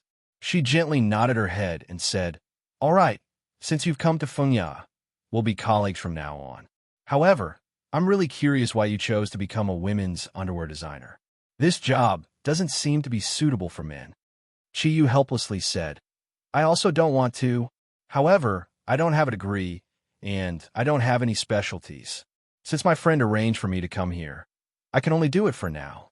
Manager Lon should have told you that I'll be here on probation for 3 months. If I don't have any results at that time, I'll still have to leave. In the future, I'll have to ask for your help." Wenting faintly smiled and said, "So it's like this. Come, I'll take you out to meet my colleagues in the design department. It should be your first time dabbling in this business. 3 months is not a short time. I think it's better for you to learn in the beginning. Since you've chosen to do it, I hope you'll work hard." Chiyu nodded his head. Wenting opened the door of the office. There were actually 7 or 8 girls gathered at the door. It was obvious that they were eavesdropping just now. When Wenting suddenly opened the door, they immediately jumped in fright. Looking at their appearance, Wenting couldn't help but find it funny and said, "Girls, have you seen a new continent? All right, don't go back. Come, let me introduce you guys. This is your new colleague, Chiyu. He'll be joining our design department in the future and working together with everyone." Chiyu scratched his head and said a little awkwardly, "Hello, everyone. Please take care of me in the future, big sisters." Wenting introduced the names of the employees in the design department to Chiyu. There were a total of more than 30 people. Chiyu was surrounded by them, smelling the fragrance. For a moment, he was confused and couldn't remember many of their names. He only remembered that most of the female colleagues were average-looking, and there were a few above average. However, with Wenting around, he couldn't even pick out a single beauty. The position that Wenting arranged for Chiyu was very close to her manager's office. When Chiyu first came, she was very considerate. She just found a few books for him to study first and didn't assign any specific work to him. Perhaps it was because they were too busy with work. The disturbance caused by Chiyu gradually calmed down. Everyone got into their role of work. Chiyu really didn't know whether it was enjoyment or suffering as he flipped through the book that Wenting gave him. Looking at the sexy women's underwear in the book, coupled with the environment of the flowers, he couldn't help but feel waves of heat constantly appearing on his body. He really wondered if he would really become a rapist if he continued like this. On the first day of work, Chiyu went through almost in a daze. Even his appetite at lunch was greatly reduced. Perhaps it was because of the beautiful women. When it was time to get off work, others had already left, but he was still sitting there in a daze. He didn't wake up until Wenting patted him on the shoulder. "What's wrong? Still not leaving?" Wenting stood beside him and said with a smile, Are you off work? I didn't pay attention." Chiyu stood up awkwardly. He always had a very comfortable feeling when he was with Wenting. No matter who it was easy to feel a sense of intimacy from her. But Yin Xiaoyi once described to him that although Wenting seemed easy to get close to on the surface, she was by no means a casual woman. Wenting smiled and said, Let's go. Let's go together. I understand how you feel now. If it were me, I'm afraid I would also feel very uncomfortable." Chiyu put the book in his hand on the table and said helplessly, "Then let's go." Teacher 1-0. "No, I should call you Manager 1 instead." Wenting said, "You should just call me by my name. We are both colleagues and friends." The two of them said as they walked outside, "Chiyu, where do you live? I can give you a ride." When the two got on the elevator, Wenting broke the silence. Chiyu was delighted. He hurriedly said, "I live near the airport highway. I don't know if it's on the way." Wenting looked at him with some surprise and said, "You live there? I remember that the airport highway is surrounded by villas. It's where the rich people in Beijing live. What does your family do?" "I'm not rich. I just live with a friend. Didn't I say that I'm alone? Simply put, I've been an orphan since I was young. I don't even know who my parents are. How can I have a home?" Speaking up to here, he couldn't help but feel a little gloomy.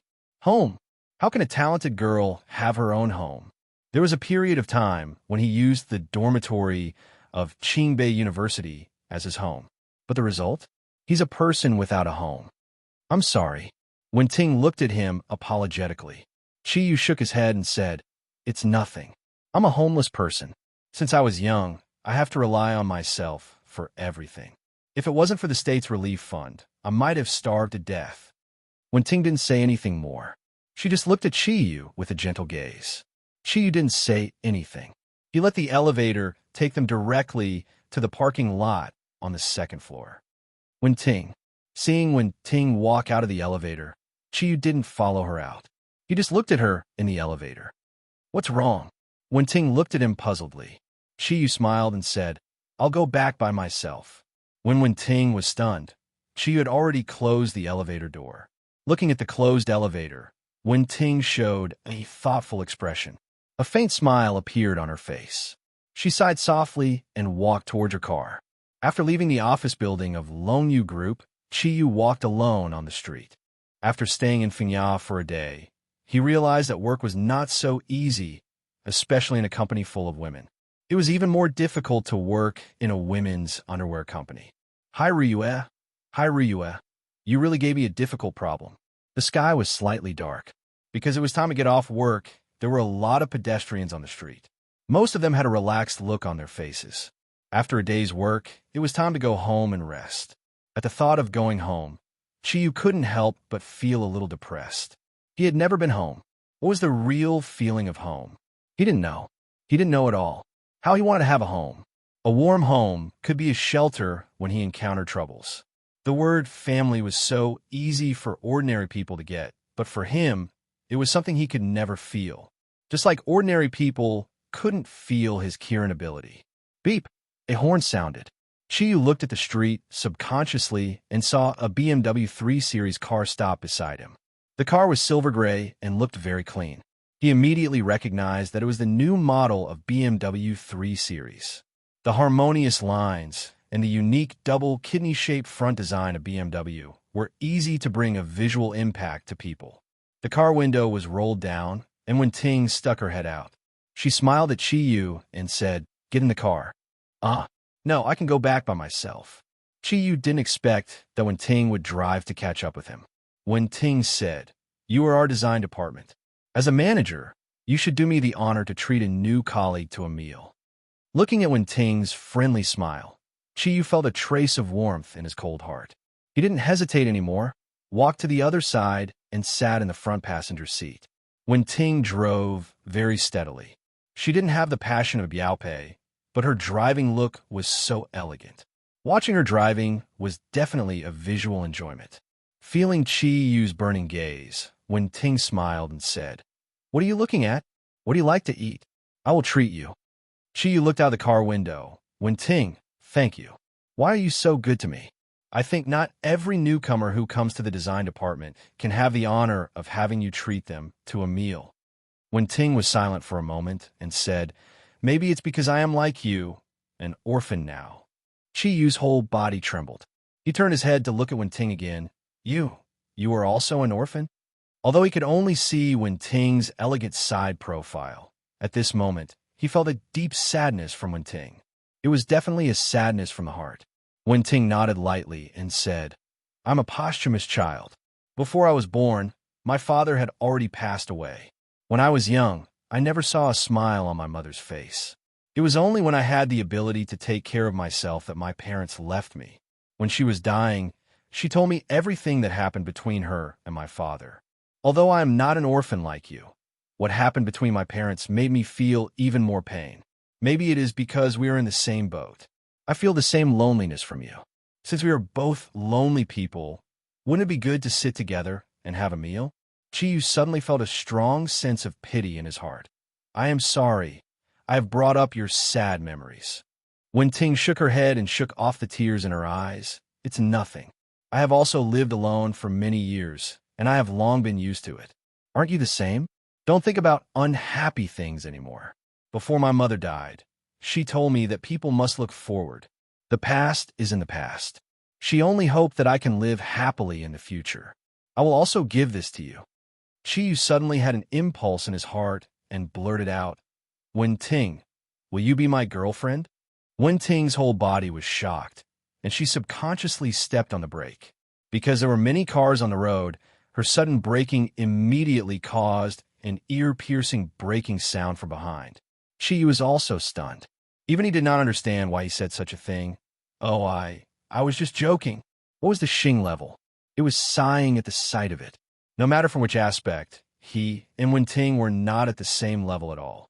Chi really wanted to slap himself. He was really afraid that the friendship he had built with Wenting with great difficulty would be destroyed because of his presumptuous words. The roar of the horn kept coming, and the cars behind were all urging. Wenting released the brake and continued to drive forward. She did not speak, which made Chiyu feel even more uneasy. Chiyu tentatively asked, "You are not angry, are you? I really don't mean anything else, it's just... Wenting sighed softly and said, "Let's start from being friends, okay?" Chiyu was stunned. Is that a yes or a no? Wenting rolled her eyes at him and said, "You know it's presumptuous, yet you still ask? Who knows what will happen in the future? At least I treat you as a friend now." Chiyu was relieved and said, "It's okay, it's okay."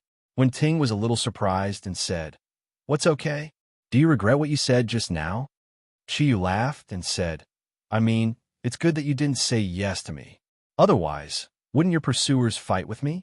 It's better for us to be friends, friends who are in the same boat." Wenting snorted and said, "I can see that you are not sincere." Chiyu curiously said, "For what you said, it seems that you really want me to pursue you." Wenting glanced at him, and her beauty almost made Chiyu forget to breathe. "How do you know it's not possible if you haven't pursued me before? I really want to see what methods you use to chase girls." "Ah, you really want me to pursue you?" Chiyu looked at her dumbfounded. He and Wenting didn't know each other for a long time and never had any extravagant hopes. A woman's heart was really hard to understand. "What are you treating me to?" Wenting asked with a smile. "Aren't you treating me?" Chiyu woke up from his daze. Wenting laughed and said, "Since you want to pursue me, how can I let a girl treat me? Of course, it's your treat." Then can I not pursue you? I am broke," Chiyu said with a bitter smile. "Of course not. You have just started to pursue me." Wenting smiled and glanced at Chiyu. "Then let's eat fried rice. This is more affordable." Chiyu subconsciously touched the little cash in his pocket. "Oh, okay. I know a place that makes abalone shredded fried rice is very good. Let's go there." 20 minutes later, when Wenting brought Chiyu to the famous snack street in the capital, Chiyu's heart was relieved. The feeling of being short of money was really not very good. "Chiyu, let's go eat spicy little dragon scabs. It's very cheap, only 2 yuan." As soon as they got out of the car, Wenting's beautiful big eyes lit up. "Okay, but can that thing fill my stomach?" Chiyu asked with some doubt. Half an hour later, "Chiyu, spicy little lobster is really not enough. Let's go eat grilled fish. It's not very expensive." Wenting wiped her hands and looked at Chiyu with a face full of desire. "Well, okay. I'm not full either." Chiyu touched his belly. The spicy little dragon scabs were indeed not expensive, but it was not cheap for 2 people to eat 100 pieces. "Chiyu, look, there's ramen over there. We haven't eaten the main course yet." "Ramen? It's not too expensive." "Okay." Without eating the main course, Chiyu is indeed not full. "Chiyu, the ramen from that restaurant is so little. Let's go eat grilled chicken wings, okay? I've eaten it once. It tastes very good." Wenting was obviously in high spirits. "Can you still eat this?" Chiyu looked at Wenting's flat belly. "Corruption and wastage are the biggest crimes. Don't worry, I won't waste it." Wenting took Chiyu's hand and walked to the grilled chicken wing restaurant. All right then, I could still eat some more." The feeling of holding her warm and soft little hand was really good. Chiyu was a little dazed as he followed her. Chiyu, putting down the last chicken wing on the bamboo skewer, Wenting's large, sparkling eyes looked towards Chiyu, who had just finished paying. "Wow, don't tell me you still want more. Why are you more of a glutton than me?" Chiyu was a little panicked. "How can you say that about a girl? Don't you know that girls have a strong endurance when it comes to eating? You said you want to chase me, but you don't even let me eat enough. Miss, can you keep your voice down? There seems to be a lot of people looking at us." Chiyu felt a little guilty when he saw the disdainful eyes of the men around him. "I want to eat yuan bao crab. It's 15 yuan each. Do you want it?" Wenting's voice didn't lower, but raised a little. I am scared of you. I think it's better to eat abalone fried rice." Chiyu's heart ached as he rubbed his deflated wallet. Chi Yu, you don't want more, right? No wonder my boss once said that what men want the most is a woman saying they want more, and what they fear the most is a woman saying they want more. Today, I finally understand the true meaning. As soon as Chi Yu heard Wen Ting call him, he was immediately scared. What are you talking about? I just want to tell you that I had a great time eating today. I haven't had this kind of happy feeling for a long time. Thank you for accompanying me. Wen Ting showed a charming smile. Oh, it's okay. You're welcome. This is what I should do. Impulsiveness is the devil. Why did I say that impulsively? Chi Yu regretted it. That's more like it. Chi Yu, there's fire ice cream in Xingbian. Let's go and have some dessert. Chi Yu was completely speechless this time. Why don't I treat you to a flaming ice cream? Since we're so happy today, let's have a good ending, okay? Wen Ting looked at Chi Yu with hope in her eyes. Chi Yu sighed helplessly and said, Forget it. I'll treat you.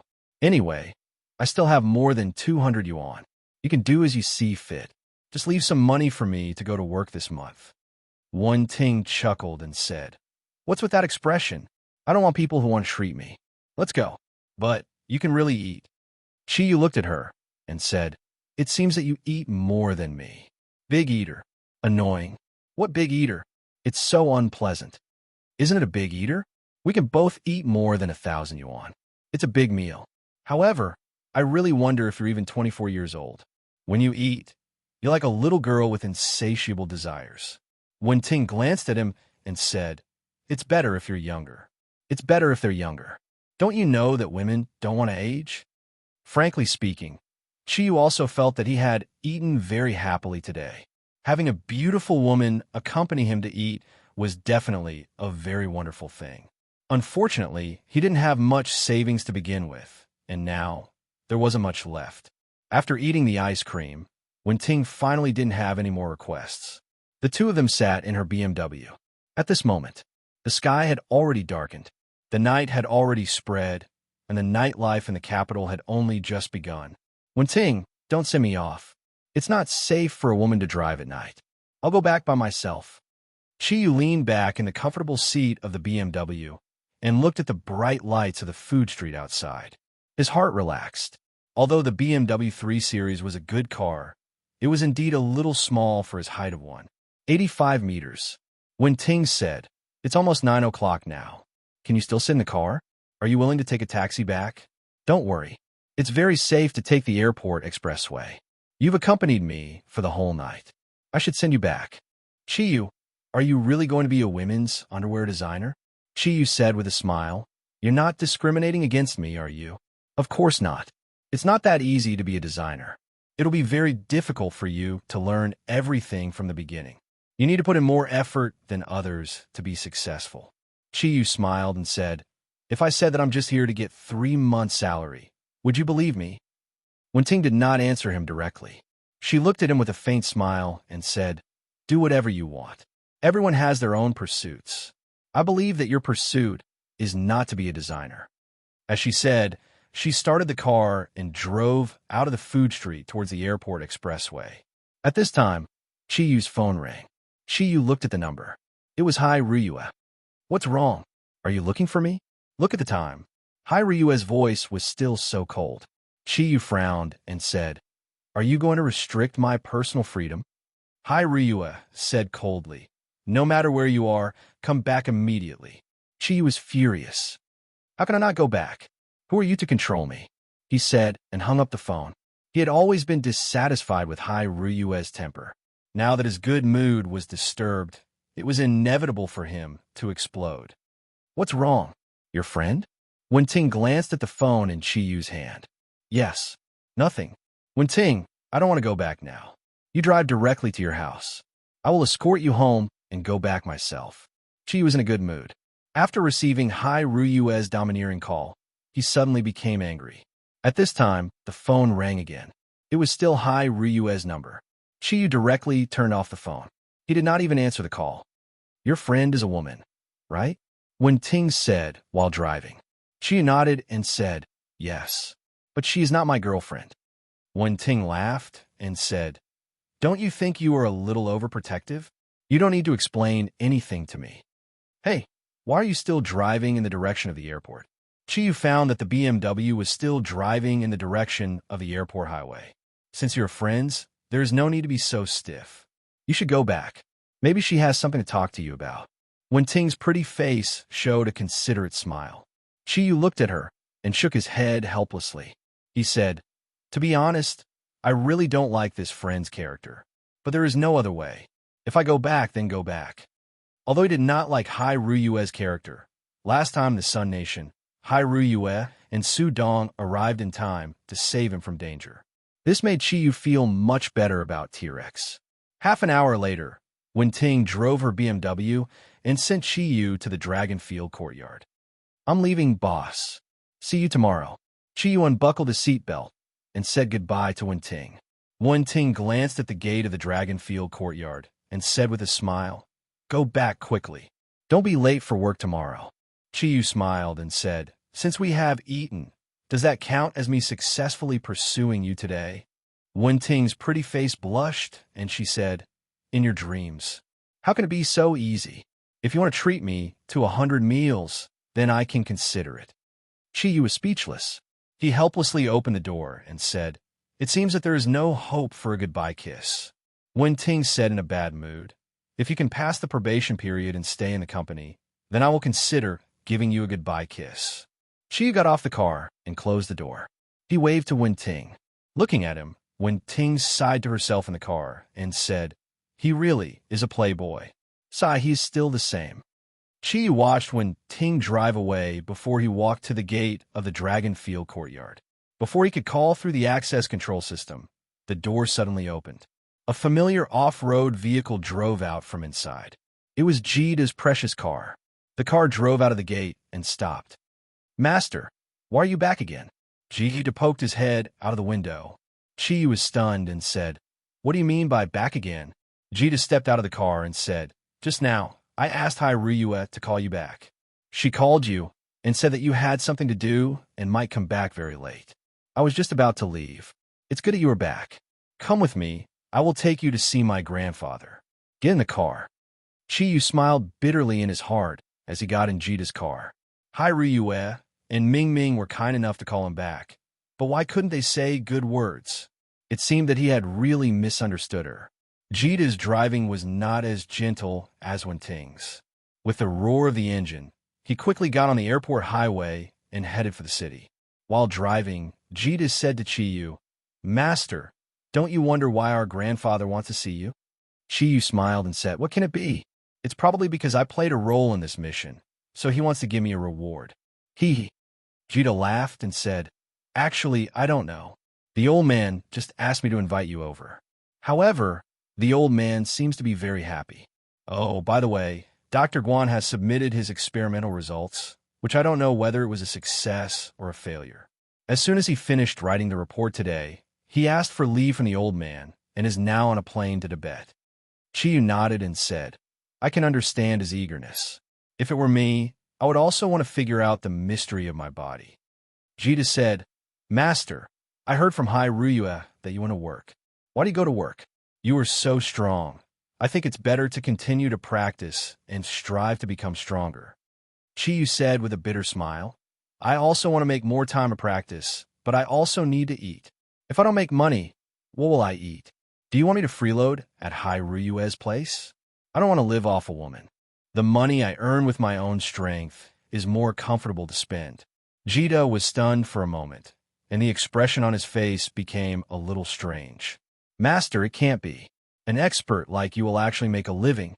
Chapter 45. Jida's strange gaze moved slightly and said, "Master, I still have some money. If you need..." Chiyu interrupted Jida's words. "Your money is your own. I will only spend what I have earned with my own ability."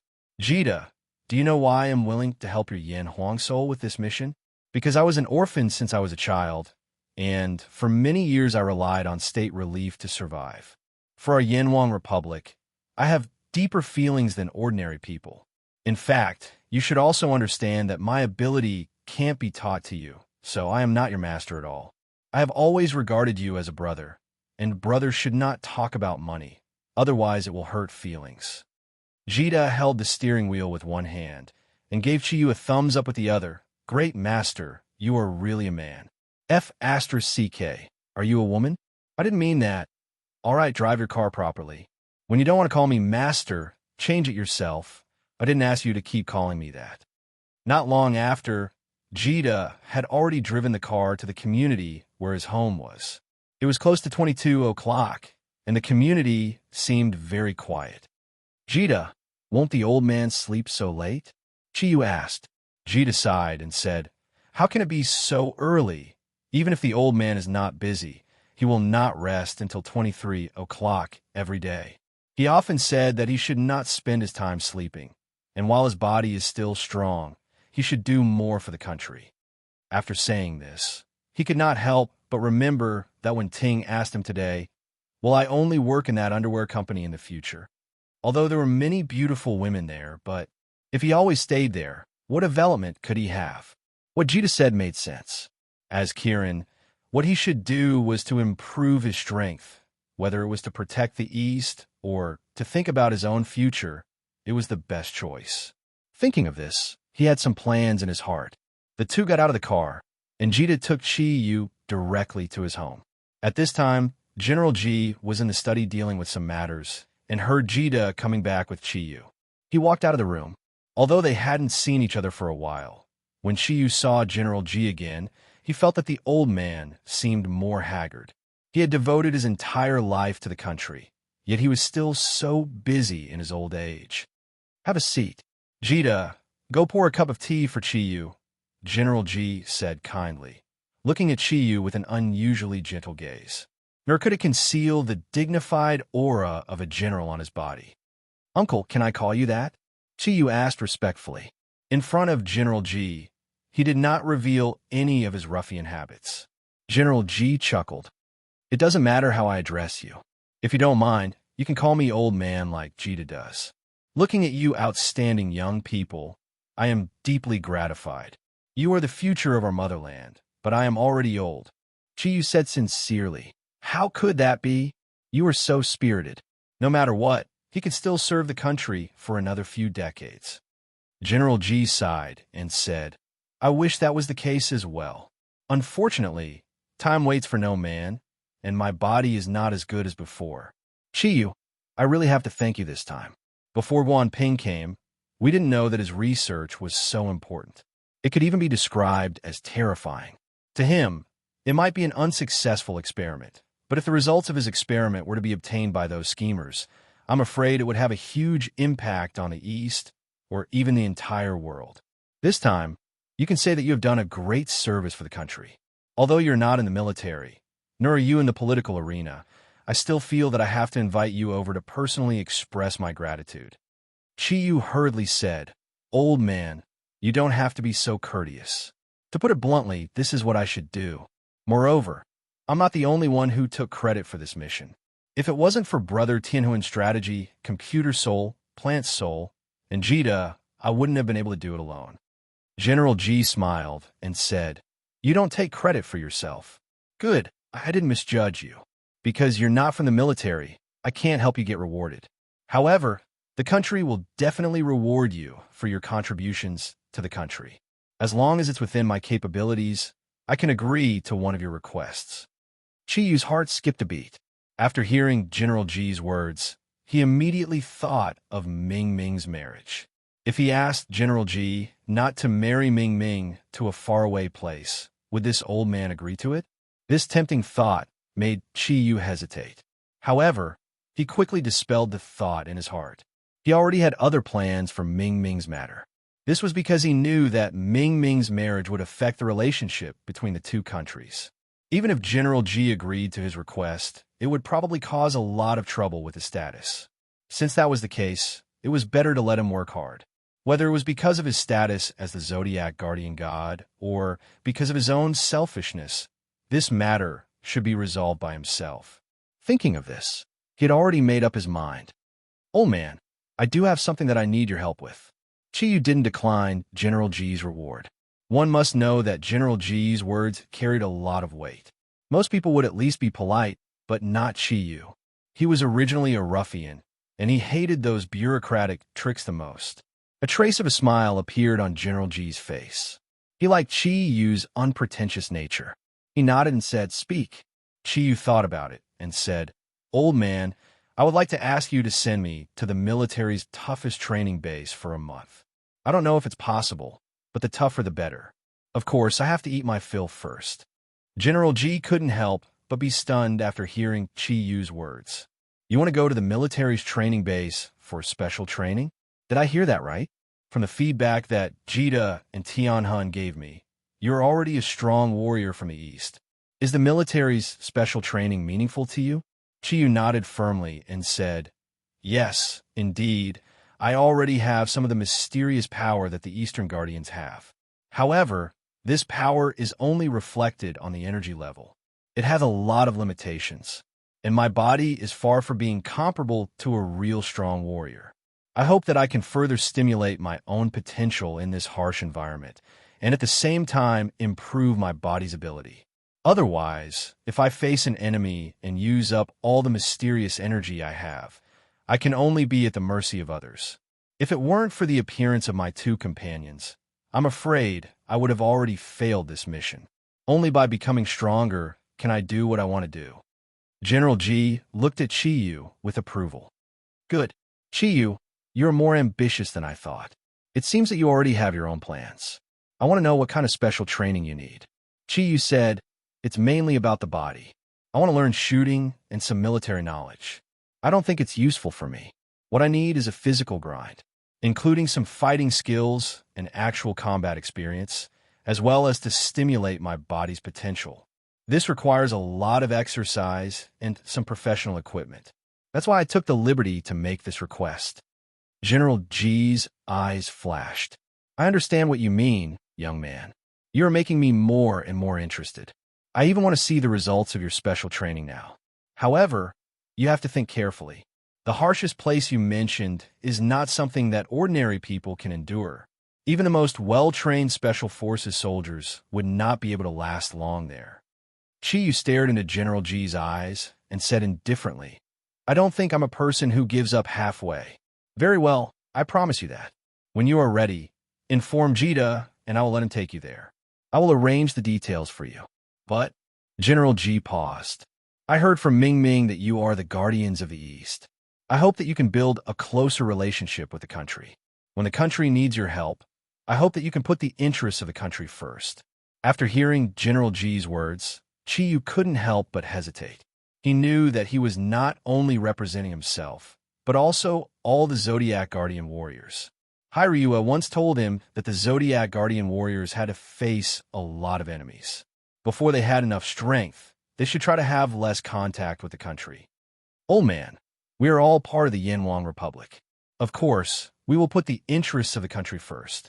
But I believe you know that as the Guardians of the East, we have many responsibilities. Therefore, I can't guarantee that I will be there at your beck and call. But when the country encounters a problem that it can't solve, I think the Zodiac Guardian warriors will not ignore it." General G smiled faintly and said, "That's enough for me to hear. To me, you are all extraordinary people. Fortunately, my daughter is one of you. Otherwise, I'm afraid it would be difficult for me to have dealings with you. Don't worry, the country will not trouble you unless it is necessary. After all, the Yanwang Republic is gradually becoming one of the strongest countries in the world." When Chi Yu and General G were talking, Jita had already poured tea and walked out. He had been quietly listening at the side. When he heard this, he couldn't help but interrupt. "Old man, where are you going to send my master? The Blue Dragon? The facilities there are really good." General G shook his head and said, "Although the Blue Dragon is our country's ace special forces, it is not the toughest training base. I hope to send Chi Yu to the Taklamakan. I think he will be more helpful there. The weather there is extremely harsh, and at the same time, they have all kinds of the most advanced training equipment in our country." Hearing his father mention this place, Jita's expression changed. There was even a glimmer of fear in his eyes. "Taklamakan, old man, this," General G smiled and said, "Don't worry, I will arrange everything. You don't have to worry about safety. Chi, you take this. If you need anything in the future, You can use this to deploy no more than 100 people to any unit below the army. As he spoke, he took out something from his pocket and handed it to Chiyu. Chiyu subconsciously took it. When he looked closely, he saw that it was a very small badge. The badge was silver, but the strange thing was that there was no pin on it. It looked more like a token. On one side of the silver badge was the national emblem of the Yanhuang Republic. On the other side, there were 4 animals carved from white jade. He didn't need to look carefully to see that the 4 animals were the 4 mythical beasts of ancient Yanhuang legend: the azure dragon, the black tortoise, the white tiger, and the vermilion bird. Seeing this token, Jida's pupils shrank. He secretly took a deep breath, but he didn't say anything. General Ji smiled and said, "All right, it's getting late. Jida, send Chiyu back. Chiyu, if you need help from the country in the future, you can directly find me through Jida." Chiyu stood up and said goodbye to this respectable elder. He left this inconspicuous military zone that was home to God knows how many generals. "Jida, does this token have any special meaning? You haven't said a word since we came out." Chiyu couldn't help but ask when the off-road vehicle drove on the capital's expressway. Jida took a deep breath and said, "It's not just special. Do you know? This token is second only to the Yanhuang token in our country. Only soldiers of my father's rank can use it. It can be said to be the highest token in the military. Don't underestimate what my father said. Although there are only 100 of them, there are no restrictions on the type of soldiers." Chiyu was dumbfounded. "You mean I can use this token to deploy 100 Special Forces soldiers?" Jida rolled his eyes and said, "Can't you think a little further? 100 units could also be 100 airplanes or 100 tanks. These are all within the authority of the token. I really don't understand why my father would give you the 4 mythical beast token. It's really hard to understand. Isn't he afraid of making mistakes?" Chiyu didn't understand either. Looking at the token in his hand, he began to have all sorts of complicated thoughts. General Ji must have some ulterior motive for giving him such a powerful token. Was he trying to win him over? There didn't seem to be a need for that. She was already very respectful toward him, but why was that? Jida's face was very solemn as he drove. "Master, you know that there are only 2 possibilities for the 4 mythical beasts token to be given to ordinary people. One is that the country is in danger, and the holder can use it to lead the Yanhuang elites to carry out special missions. But now it seems that this is obviously impossible. Our country's current development direction is to build a harmonious society. Peace and development are the main themes." Chiyu asked, "What's the other possibility?" Jida turned his head and looked at Chiyu. Chiyu clearly saw the hesitation in his eyes, but Jida still said, "The other is to avoid death." "Avoid death? What do you mean?" Chiyu had already vaguely understood in his heart. Jida sighed and said, "My father knows that it is unlikely that you will use it to mobilize the army, but he still gave it to you. I'm afraid this is his purpose. Perhaps it is because he has a premonition. The 4 mythical beasts token can also be called the death exemption token in our Yanhuang Republic. This is also the reason why only senior officials like the old man can have it. If the holder makes any major mistakes, no matter how big the mistake, as long as he has this token, he will be spared from death once." Hearing Jida's words, Chiyu suddenly felt enlightened. He suddenly understood that this was the real reward that General Ji had given him. He didn't know whether the old man had a premonition or was preparing for a rainy day, but he had already accepted this kindness. Thinking of this, he couldn't help but recall what General Ji had said just now. He was already old, and his energy was no longer as strong as when he was young. From now on, it would be the world of the young. Didn't General Ji give him this token to tell him that no matter how bumpy the road ahead would be, no matter how bold the things he would do in the future, as long as it was for the benefit of the country, then the country would always stand on his side? This token was very, very important. Its significance was reflected in the country's trust in the Guardians of the East. It could also be said to be a special pardon for the Guardians of the East. With a smile, Chiyu carefully put the 4 mythical beasts token into the Kirin bead and said, "What about the Taklamakan? That should be the name of the desert. I saw that you seemed to be a little wary of this place just now." Jida smiled bitterly and said, "It's not just wary. There can only be one word to describe it, and that is hell. Chiyu was stunned. You don't have to be so exaggerated. Aren't you just scaring me and not letting me go? Jita shook his head and said, Of course, that is indeed the best place to train people. Master, I'm not scaring you. I'm just letting you be mentally prepared. It's precisely because I've been there that I have a very deep impression of it. Chiyu listened to him. His interest was immediately aroused. Then tell me, what's so scary about this hell that you mentioned? Jita said, the Taklamakan is one of the most secretive military bases in our country. I can't tell you the specific situation inside. When you get there, you can see it with your own eyes.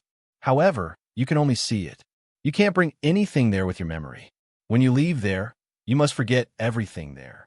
What I can tell you is that the training in the Taklamakan is divided into 3 stages.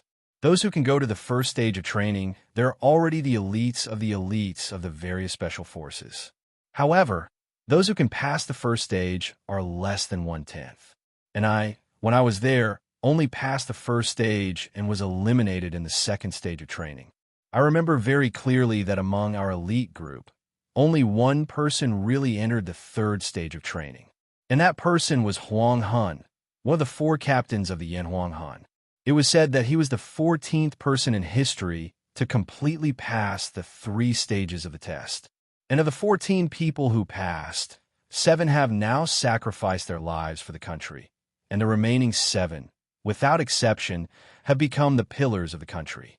Do you still remember the diamond medal I told you about? No matter how much a person has contributed to the country, if it doesn't pass the 3rd stage of the Taklamakan, he can't get the diamond medal.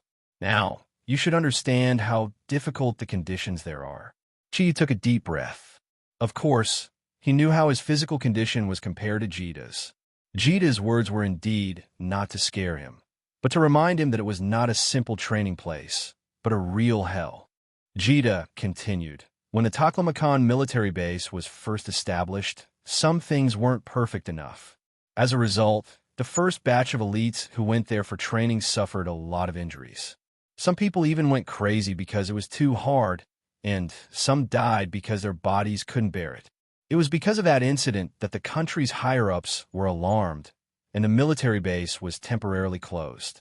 After nearly 10 years of hard work, all the training equipment and various rescue measures in the base were perfected before it was reopened. Now, it can be said to be the harshest military base in the world. Master, if you really decide to go there, your body isn't the problem. What's important is your will. Although the rescue measures are very perfect, if you can't withstand the pressure there, then it will have a very big negative impact on your life. So, I hope you think carefully before making a decision, and don't be rash. It will be impossible to say that Chiyu didn't hesitate at all. However, his hesitation only lasted for a moment. He thought of Ming Ming, thought of the future of the Zodiac guardian god warriors, thought of his promise to the plant soul to protect her, and thought of his loneliness. He suddenly wanted to vent, and the Taklamakan seemed to be the best place to vent. Siaji had told him many times that if Kirin wanted to improve his strength quickly, he had to constantly stimulate his own potential. Only by wandering on the edge of life and death could he understand the true meaning of Kirin's ability. Although his current cultivation speed was not slow, his understanding of Kirin's ability was very poor. Kirin's bead could only help him improve the speed of Thundercloud Force, but it couldn't help him integrate Thundercloud Force with Kirin's ability. The condition of his body was indeed too poor. Only by making his body stronger would he be able to withstand more energy. Only then would he be able to make a qualitative leap in his strength. Thinking of this, Chiyu nodded firmly and said, If I don't go, I will never be able to understand the feeling of hell. Wicked, remember, your master is a real man. Jita's body obviously trembled.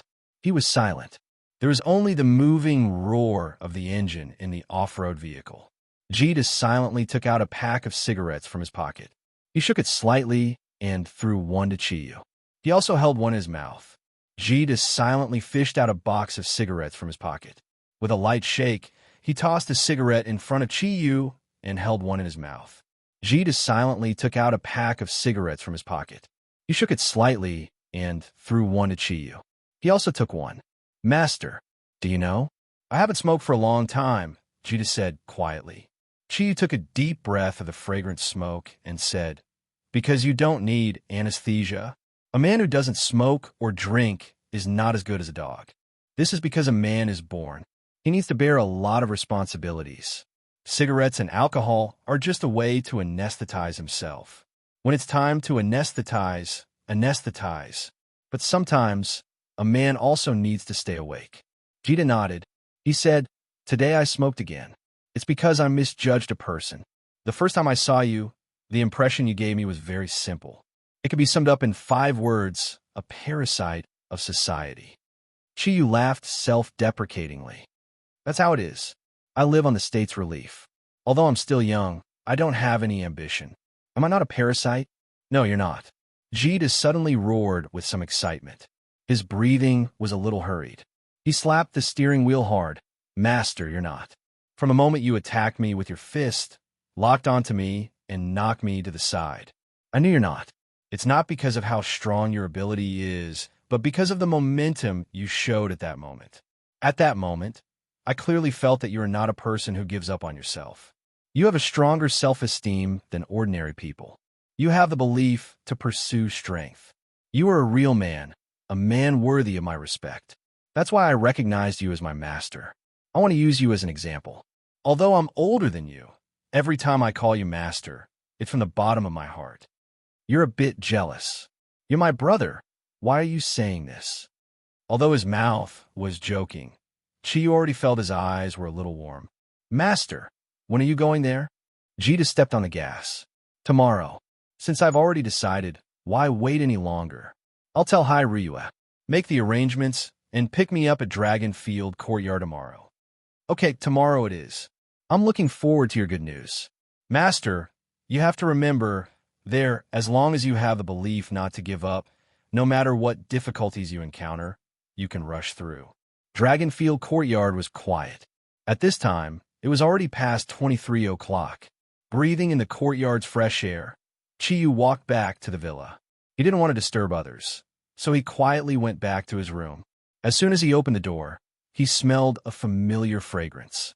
The light in the room was not turned on, but he saw a faint white light. Hai Ryue's familiar and domineering dragon aura filled the entire room. She was wearing loose pajamas, sitting cross-legged on his bed. Her long hair was scattered behind her. In the silence, she looked a little more gentle and beautiful. Although the pajamas were loose, they couldn't hide her full and delicate body.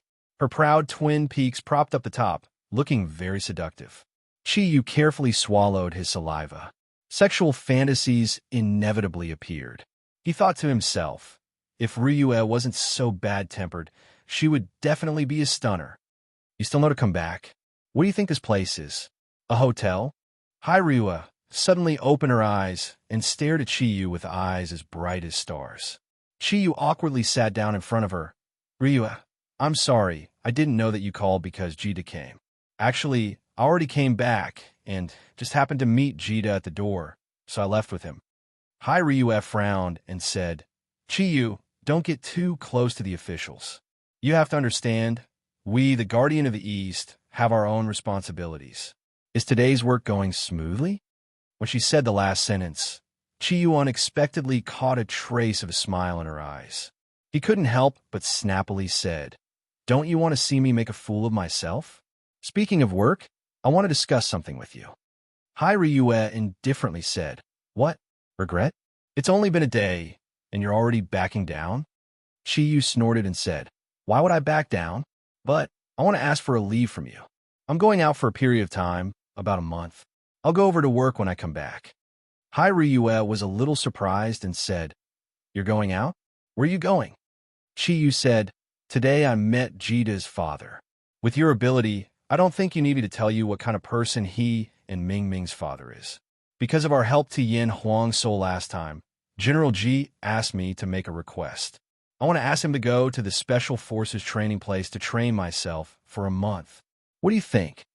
Hai Ryue stared at Chiyu as if she just met him today. Did I hear wrongly? When did our ruffian Kirin change his nature and learn to improve himself?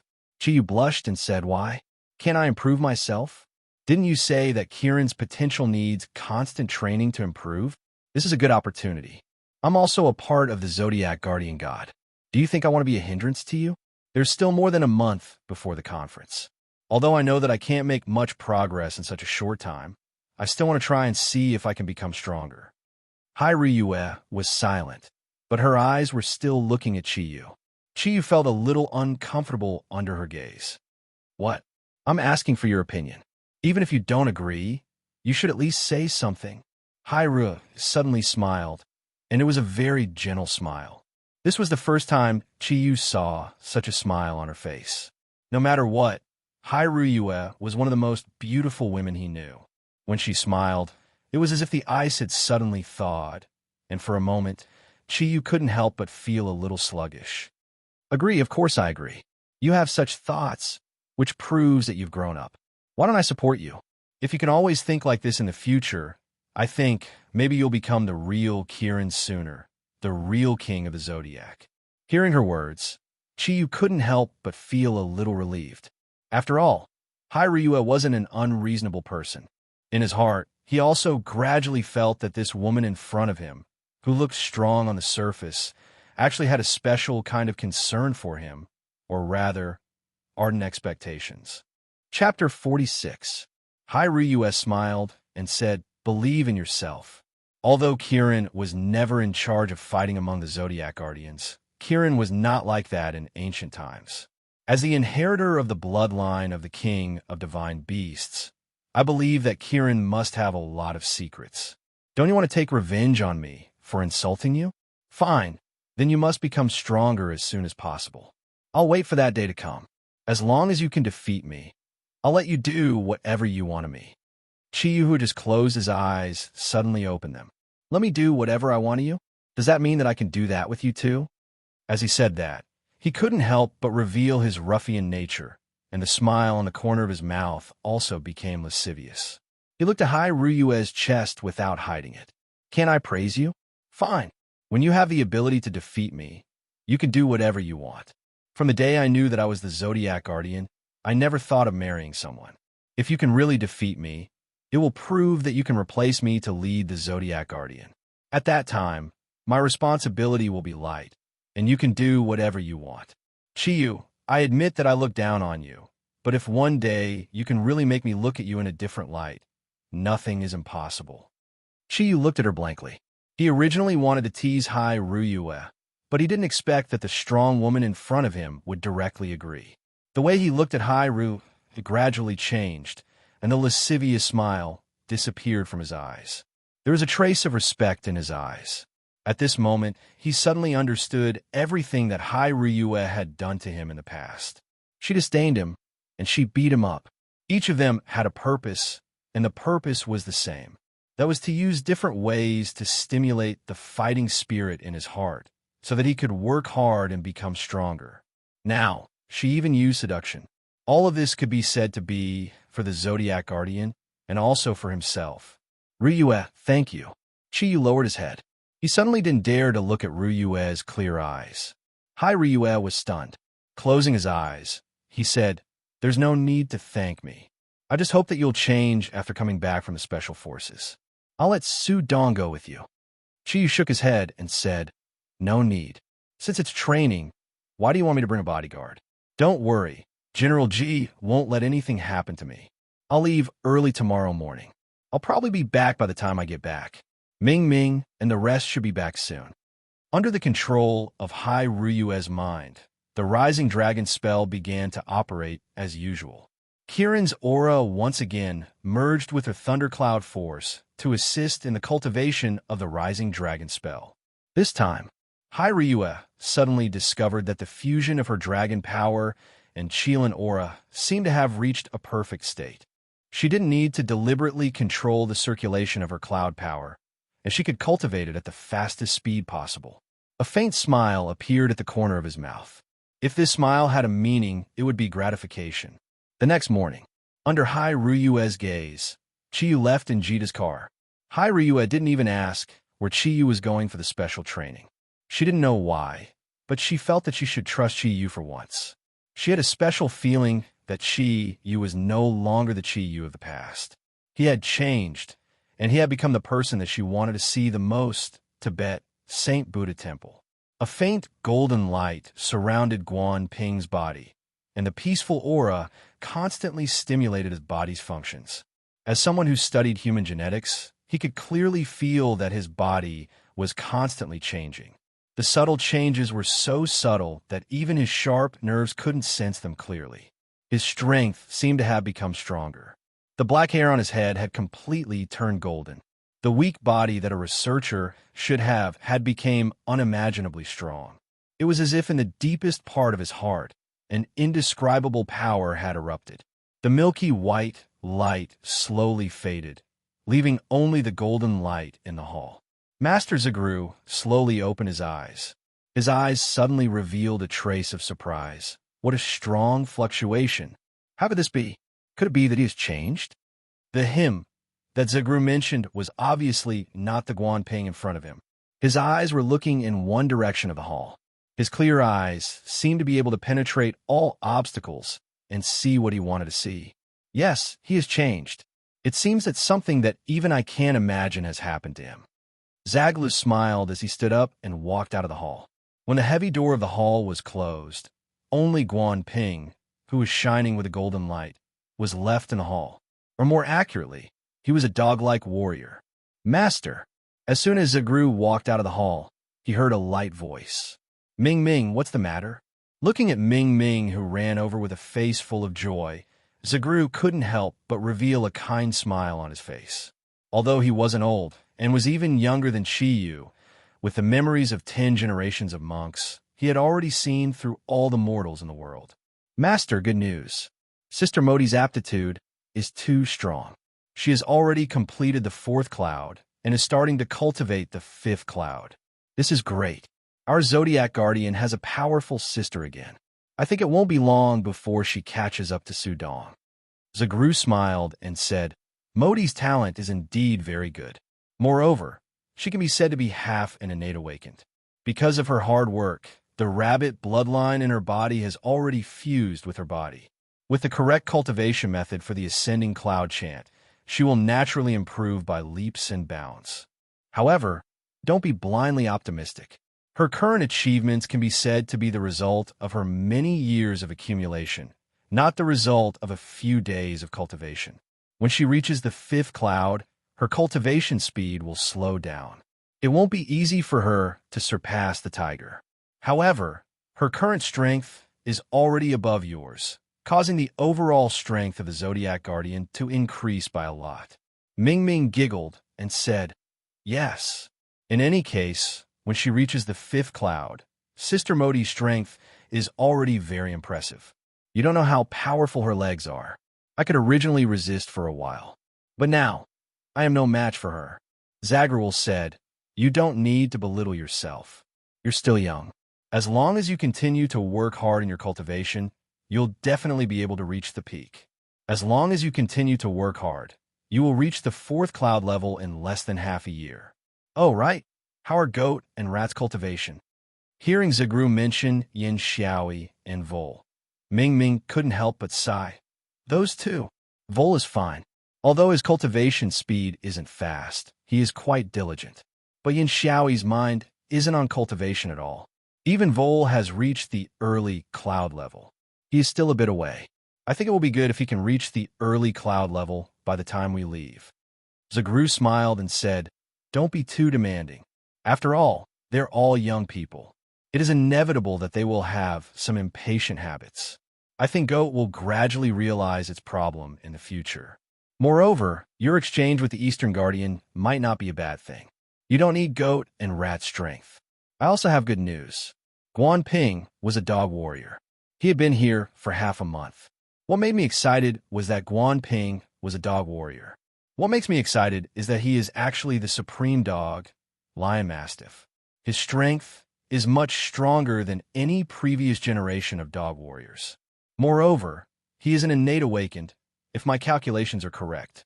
If my calculations are correct, when you leave, he will at least have the strength of a 4 cloud. He will not be weaker than Modi. With dragon, tiger, rabbit, dog, and chicken there should be no problem in dealing with the Easter Guardian exchange. Ming Ming smiled. That's great. I am happy that they are all stronger than me. Grandmaster, let's go and have a look. Yin Xiaoi is still a bit afraid of you. With your supervision, he will be more serious in his cultivation. Zagru sighed and said, Ming Ming, I have a premonition these days. This premonition isn't very good. In the near future, the Zodiac Guardian may leave behind a lot of trouble. And this trouble is caused by two people. Ming Ming was stunned. She didn't understand why Zagru suddenly said this to her. And one of these two people is you. Although I don't know what it is, I hope that you will be able to calm your heart and be at peace with yourself.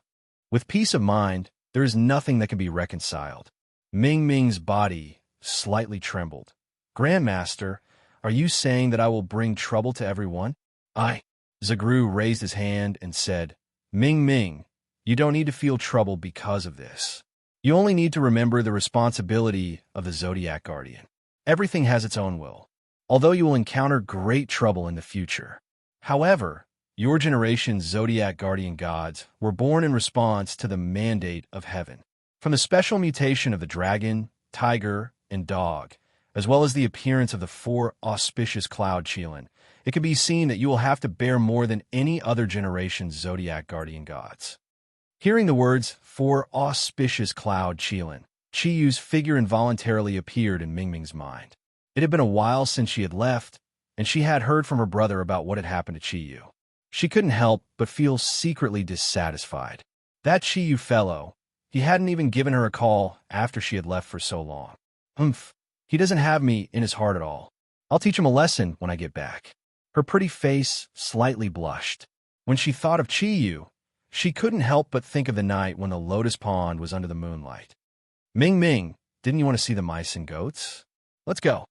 Zagru's voice interrupted Ming Ming's thoughts. They walked towards the other direction of the Saint Buddha temple. Before they reached the place where Yin Xiaoi and Vol practiced, they heard their voices. Vol's breath seemed to be a little short. You damn goat, don't force me, okay? Yin Xiaoi's lascivious voice sounded. How did I force you? Your phone is full of photos of my cousin. Tell me, did you take them secretly? I just felt that the way you looked at my sister was not right. I didn't expect that you were so young, but you were so bold. You even dare to have ideas about my sister. F*CKU, you lascivious guy. I am not small. If you have the ability, compare the thickness of your waist with me. Yin Xiaoi said disdainfully. What's there to compare? If you're a little more handsome than me, maybe you have chance. Now, I think you'd better forget it. Look at your head, your looks, and your age. Bro, I advise you to give up. Give up your head. Don't meddle in my business. My boss said, don't be afraid of short and strong, but afraid of thin and drooping. I can see that you are thin and long. No wonder you don't even have a fixed girlfriend. It turns out that you have inherited the tradition of your goat. Yin Xiaoi said angrily, Bullshit. I am a man among men. The women who have been with me don't know how satisfied they are. What is the tradition of the goat that you said? Vol smiled and said, Isn't it just impotence? Tian, Bo Guang, I will castrate you. Listening to Yin Xiaoi's angry roar, Zagru looked at Ming Ming with some confusion and asked, What is impotence? Is it the tail of a goat? Why is Xiaoi suddenly angry? Ming Ming lightly spat. Master, let's go. These two guys don't know how to say anything good. Zagru smiled and said, They're still young and will get better in the future. I can see that they're the same as Qiyu. They have true temperament. But just now Yin Xiaoi said that Vol likes Modi. Is this true? Ming Ming said, It should be. He has always liked Sister Modi. Oh, Master, I have always wanted to ask you, can we, the guardian Zodiac gods, marry each other? Speaking of this, she unexpectedly thought of Qiyu. Her pretty face couldn't help but blush again. Zagla smiled and said, What's wrong with that? But there is one thing you may not know. Because you have inherited the blood of the Zodiac, so your physical characteristics will also be affected by the Zodiac you belong to. This also includes what you ordinary people call sexual ability. Suddenly hearing Zagru say the 3 words sexual ability, Ming Ming almost tripped on the stairs under her feet.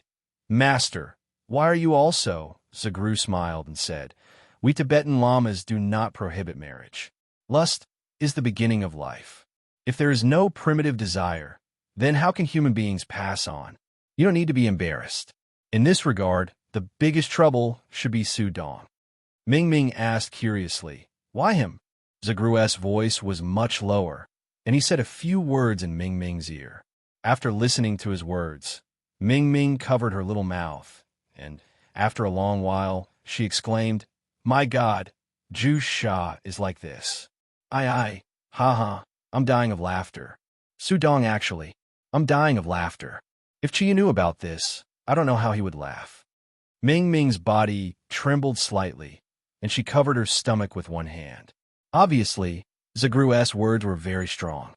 Zagru said with some embarrassment, "I also know this from the memory of the previous generations of eminent monks. But this doesn't affect anything. As for the rest of you, there should be no trouble in this aspect." Ming Ming laughed and thought, since Su Dong can be like this, will Yin Xiaoyi really be impotent, as Vol said?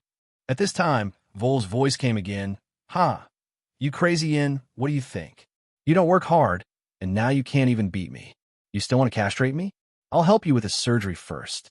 You know, we mice are best at using our hands. I'm going to be the world's most skillful hand in the future. My hand skills are very brilliant. How about I directly change your sex? Ha. Vol, F*CKU. Do you still want to chase my sister? Let me go, I was wrong, okay? No. I will help you chase my sister. That's more like it. Everything is good here, but there is no meat to eat. When I return to the capital, the first thing I will do is to eat a big meal of mutton hot pot. You are not allowed to eat mutton. Don't you know I am a sheep? If you can't eat rat meat, I don't care." From Vol's voice, it could be heard that in front of Yin Xiaoyi, he was a dead pig not afraid of boiling water. Listening to their conversation, Ming Ming and Zagru couldn't help but laugh. The two looked at the sapphire-like sky and couldn't help but think of a person, the king of the Zodiac, Chiyu. It had been 15 days, and he had been here for half a month. Chiyu felt like he was going to die again, and there was not a single bone in his body that didn't hurt. His muscles seemed to be filled with lead water, so heavy that he couldn't even move. His lips were already cracked, but there was no water around him, only sand. Although it was already the end of November, the sun's rays were still so vicious in the desert, constantly sucking away moisture from his pores. His skin had already turned from bronze to dark brown, and there was a layer of white frost on the surface. That was the salt left after his sweat evaporated. Lying in the sand, feeling his life leave him bit by bit, Chiyu couldn't help but think of his experience in the past half a month. In fact, until now, he didn't fully understand what the military base was for. He only remembered that on the first day he came here, he began the so-called training. How could that be called training? The muscles on Chiyu's face twitched. Only when he came here personally could he understand the word hell that Jesus said. When he first came here, his training was very simple. Just like the others, he had to carry 100 kilograms of weight for 10 kilometers in the desert. That was 100 kilograms. Not 100 kilograms, not even 10 kilograms. It was as heavy as half of Chiyu himself. At first, he thought that the black iron tower-like instructor made a mistake. However, when he saw the elites who had started training with him, each and every one of them carrying a huge backpack and starting to run, he finally understood. It was all true. 100 kilograms. With Chiyu's strength, he definitely couldn't carry it. Therefore, he used the help of the Thundercloud Force. With the help of the Thundercloud Force, he felt relatively relaxed when he first started running, but that was only for a short period of time. His Thundercloud Force hadn't reached the level of Chu Yun, and its energy was limited. After running for about 3 kilometers, the Thundercloud Force had been squeezed dry by his own weight and extremely strong gravity. From the 4th kilometer onward, Chiyu experienced the hellish feeling of training. Running in the desert because the sand was soft, it was difficult to leverage, and it was a very difficult thing to do. When he was carrying 100 kilograms of weight, his feet could only sink deeper into the sand, and it took a lot of strength to pull them out. Therefore, in the 4th kilometer, Chiyu fell for a long time and didn't get up. At that time, he only had one way, which was to restore his thundercloud force and continue to move forward with the help of the thundercloud force. It took him about half an hour to recover. This time, perhaps because of his own overdraft and the harsh environment in the desert, the thundercloud force only supported him to move forward for 2 kilometers before he fell again. For a full 10 kilometers of cross-country running, Chiyu stopped a total of 6 times, and each time he ran closer than the last time. When he came to the finish line, it was already 3.5 hours later. At that time, he was completely exhausted, and the ability of the water thundercloud force in his body was weakened to the lowest point in the desert. His body was already on the verge of collapse. However, both Xieji and the deep-sea nether snake remained silent. Later, Chiyu asked them why they watched him suffer at that time. Xieji's answer was that Chiyu chose to train hard, so how could he destroy it? The deep-sea nether snake's answer was even more decisive. He said that the desert was the place that the deep-sea nether snake was most afraid of. They could not wait to hide, so how could they run out to help? Chiyu was naturally the last to arrive at the destination on the first day, but no one pitied him. Because he was the last to arrive, he was directly punished. Before receiving the punishment, he drank enough water, ate a full meal, and rested for an hour. The punishment began. The punishment was very simple. Free fight. It was not one-on-one, but one against a group. Chiyu still remembered that he shouted the word one-on-one at that time. But the instructor's answer was the same as what he said to Yin Xiaoi at that time. It was a group of them fighting one-on-one, or a group of them fighting one-on-one. You could choose. Chiyu shouted that it was unfair, but the instructor only said one sentence and choked him. The others came back a few hours earlier than you and had already completed the fighting training. After that, Chiyu was facing a total of 23 elites from the Special Forces. What was the fighting skill that the Special Forces learned? It was very simple, kill with one blow. Chiyu did not use Kirin Red and Kirin Hidden. He gritted his teeth and stood in front of the 23 people. The Thundercloud Force and the Thundercloud Force were his last resort. When he used the 2 Thundercloud Force to knock down 7 people, he fainted again. Because his body couldn't take it anymore, he fainted again. Even he didn't know how badly he had been beaten that day. In terms of prestige, he only felt like a sandbag. Just when the instructor thought that he was just a psychic with some special ability, the next morning, the guy who was beaten to the point of near coma the day before actually got up and continued to participate in the training. Although his nose and face were swollen, he still insisted on coming. In fact, Chiyu did not participate in the training in the afternoon on the first day because his body did not allow it. But the next day, he still got up and won some respect from the Special Forces elites who trained together with him. Although strength was the most easily recognized thing for these elites. But it was undeniable that the same was true for willpower. So, the second day of training began. On the second day, Chiyu found out that the 10 kilometers cross-country run with a weight of 100 kilograms was just a warm-up in the whole hellish training. The next day, he came back a full 2 hours earlier than the first day, which stunned the instructor, although he was still in the last place. But his speed of improvement surprised everyone.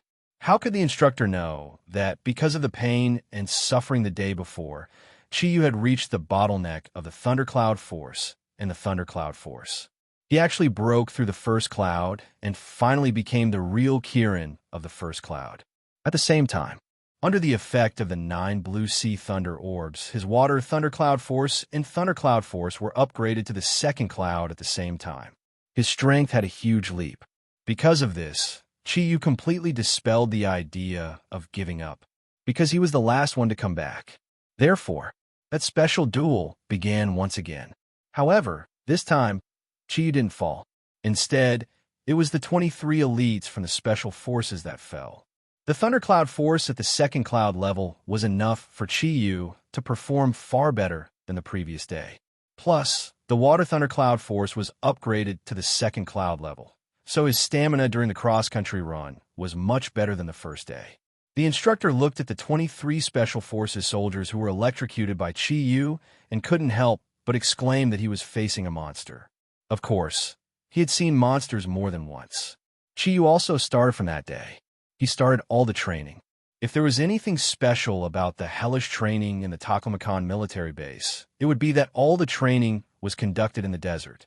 The training in the afternoon was very simple. There was only one task, which was to kill the 24 desert foxes released by the base. Everyone had to kill one to complete the mission. When he first received the mission, Chiyu didn't feel that it was difficult at all. However, before the mission began, the instructor hung an energy detector on him and told him that he was not allowed to use any of his abilities. Otherwise, if the detector found out, what awaited him would be a hellish punishment. Was it easy to catch a fox? It was probably more difficult than catching a bear. After all, as long as you were stronger than a bear, it wasn't difficult to catch it. However, a fox was undoubtedly one of the most cunning animals. If you wanted to catch it, you had to be smarter than it. Without the assistance of any tools, and without the ability to use Kirin's ability, Chiyu was in the desert for 6 hours. He passed out when the sun set. The water thundercloud force also required water energy molecules to maintain, and the water energy molecules in the desert were undoubtedly the thinnest. However, there were only 2 people who completed the mission that day. Every day's training was different, but the burden on the body was huge. Especially after Chiyu was forbidden from using Kirin's ability. Combat training was his nightmare. Although the other Special Forces elites didn't plan to take revenge, they had been electrocuted to the point that their bodies were burnt and numb for hours. They even lost control of their bowels and urine, so it was normal for them to be a little heavy-handed. In the first week of training, Chiyu's skin wasn't normal. On Earth, there were white people, yellow people, and black people. These 3 skin colors were the most common, and perhaps there were some special ones. However, there were no purple people. But Chiyu had created a precedent. The way to become a purple person was very simple. When your body was beaten until it was completely bruised and swollen, you would be a purple person. Chiyu's stubbornness gradually revealed itself. Through continuous training, he discovered that no matter how hard these special forces hit him during combat, although his body would be injured, his bones wouldn't break. He asked Xieji, and Xieji told him that after achieving the Qian state, his body had begun to change. And to everyone's surprise, no matter how badly Chiyu was injured the day before, he would climb up the next day full of vigor. Although his body had changed from purple to blue, he didn't have any intention of giving up training. Kirin, the mythical beast, was born to be one of the strongest fighters among the ancient beasts, and the potential of humans was almost unlimited. Under the fusion of these 2 conditions, Chiyu was changing, and he gradually became stronger and stronger. Ryue was right. The stronger the stimulation of the outside world, the easier it was for Kirin's potential to be stimulated. When the second week of training began, he could already carry 100 kilograms of weight across 10 kilometers of the desert.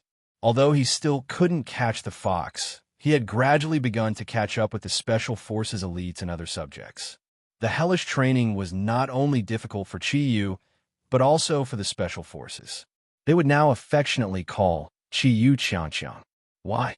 Because he was a cockroach that couldn't be killed. That tenacious vitality and the tenacity of his bones had won the respect of these Special Forces. Could Kirin's ability really not be used? Chiyu didn't think so. Thundercloud Force couldn't be used, but it didn't mean that his skills couldn't be used. The various abilities inherited by Kirin's bloodline were broad and profound. Thundercloud Force was the foundation. Using Thundercloud Force could produce more power, but even without Thundercloud Force, Kirin's skills were still first class. On the 10th day, Chiyu relied on the instantaneous understanding of Kirin to catch the fox with the speed of his body. After passing the test in other subjects, he entered the second stage, where Jida was eliminated. When he entered the second stage of training, he was surprised to find that the Special Forces soldiers who entered this stage before him had left, or rather, been eliminated. Lying on the ground, Chiyu adjusted the Thundercloud Force in his body. Thundercloud Force couldn't be used externally, but it could be used internally. These days, Chiyu was surprised to see that his Thundercloud Force was growing at an amazing speed. In just 15 days, his Wind Thundercloud Force and Fire Thundercloud Force had made great progress under the stimulation of the desert. On the day he understood Kirin's travel, The wind energy molecules in the air rushed into his body like crazy, and he directly broke through the realm of the second cloud. In the desert, which was extremely hot during the day, the fire energy molecules were obviously much richer than anywhere else. Therefore, his fire thundercloud force had also reached the bottle diameter of the first cloud to the second cloud. This change happened in just 15 days, which was half a month. Chapter 47. After 5 days, he understood why Jita chose to give up. It was because the second stage was too difficult. It was almost impossible for a human to complete. The second stage of training was not complicated. There was only one goal: to transport a ton of ammunition 50 kilometers away in one day.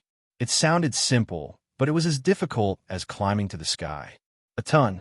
With Chi-Yu's current strength, he could barely move it. However, there were no supplies in the desert. 50 kilometers was longer than a marathon, and he had to drag a ton of weight. Perhaps only a tank could do it. No, a tank would probably sink into the sand. This was a training of strength, but also a further tempering of willpower. The muscles on Chi-Yu's body were much stronger than when he had first arrived. 5 days into the second stage, he was no longer a purple man, but a black man. Almost every Special Forces soldier would experience sunburn, but Chi-Yu was different. He was Kirin. The water thundercloud force protected his skin. It also maintained a certain amount of water in his body. From the beginning of the second stage of training, there was an instructor. Once the Special Forces soldier felt that he couldn't hold on, he could immediately ask for support. Xiang, don't force yourself. Go back and rest. Continue tomorrow. The instructor's lifeless voice sounded in Chi-Yu's ears. Chi-Yu reluctantly raised his head. Looking at the instructor standing beside him with a big bag on his back, he firmly shook his head and said in a hoarse voice, "Instructor Lei, I can continue for a while. I can get up after a rest." Instructor Lei nodded. He didn't say anything else. No one knew what the instructor's real name was. The other instructors called him Lazy. He was about the same size as Jita. He was a little shorter than Jita, but more majestic. 20 minutes later, Chi-Yu struggled to get up from the ground. He tightened a rope that tied the ammunition to his back and asked Lazy, "Instructor, how far have I gone?" Lazy said indifferently, "About 11 kilometers. It's 1 o'clock in the afternoon. This is the most difficult time. It's rare that you could hold on for so long." Chi-Yu smiled bitterly and said, "If I can eat and drink, I might be able to pull it over within a day." Copper said, "You still don't understand the true meaning of this training. The most difficult part of this training was not the 1 ton of ammunition, nor was it the 50 kilometers of desert cross-country, but water and food. In other words, it was the control of one's own nutrients. You have to understand that we are not training ordinary people here. Everyone who walks out of here, even if they only pass the first training, they would be absolute monsters in the outside world. In this second training, you have to learn to control your pores, control your breathing, and use all the nutrients in your body to pull things. Only in this way can you go further." It had been 10 years since anyone had been able to complete this training. It seemed that geniuses were hard to find. Chi looked at Lazy with a strange expression. Usually, it was difficult for Lazy to speak more than a few words, but today, he seemed to be particularly talkative. "I understand. The second test is to train a camel. Instructor Lazy, I heard that there were 14 people who passed all 3 tests. How come no one passed the second test in 10 years? Lazy said, "Those 14 who passed the test. 3 of them passed when this place was just built, 10 passed in the first year after it was reopened, and the last one passed 11 years ago. Do you know why there were so many people who passed the first year after it was rebuilt? Because those 10 people were the most outstanding geniuses in our country. Or rather, each of them was a monster. They all had their own special abilities. Physical abilities. The reason why you could walk 10 kilometers wasn't it also because of your special ability?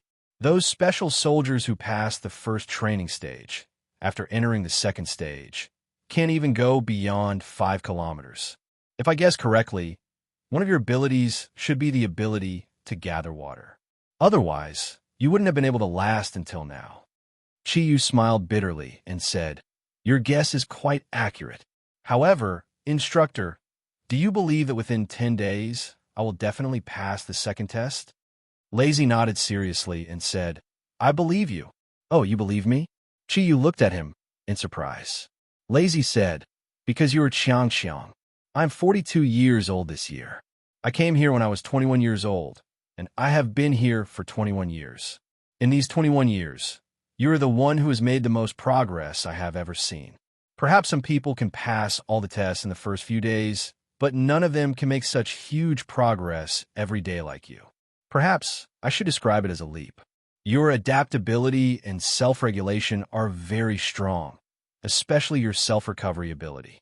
It seems that the cells in your body are different from ordinary people. If it wasn't for your special identity, I'm afraid there would already be scientists who want to study you. Chiyu tried hard to take a step forward. Even if they really study me, it will be a waste of time. They won't be able to study anything from me. Stop talking nonsense. With every word you say, the water in your body will evaporate a little more.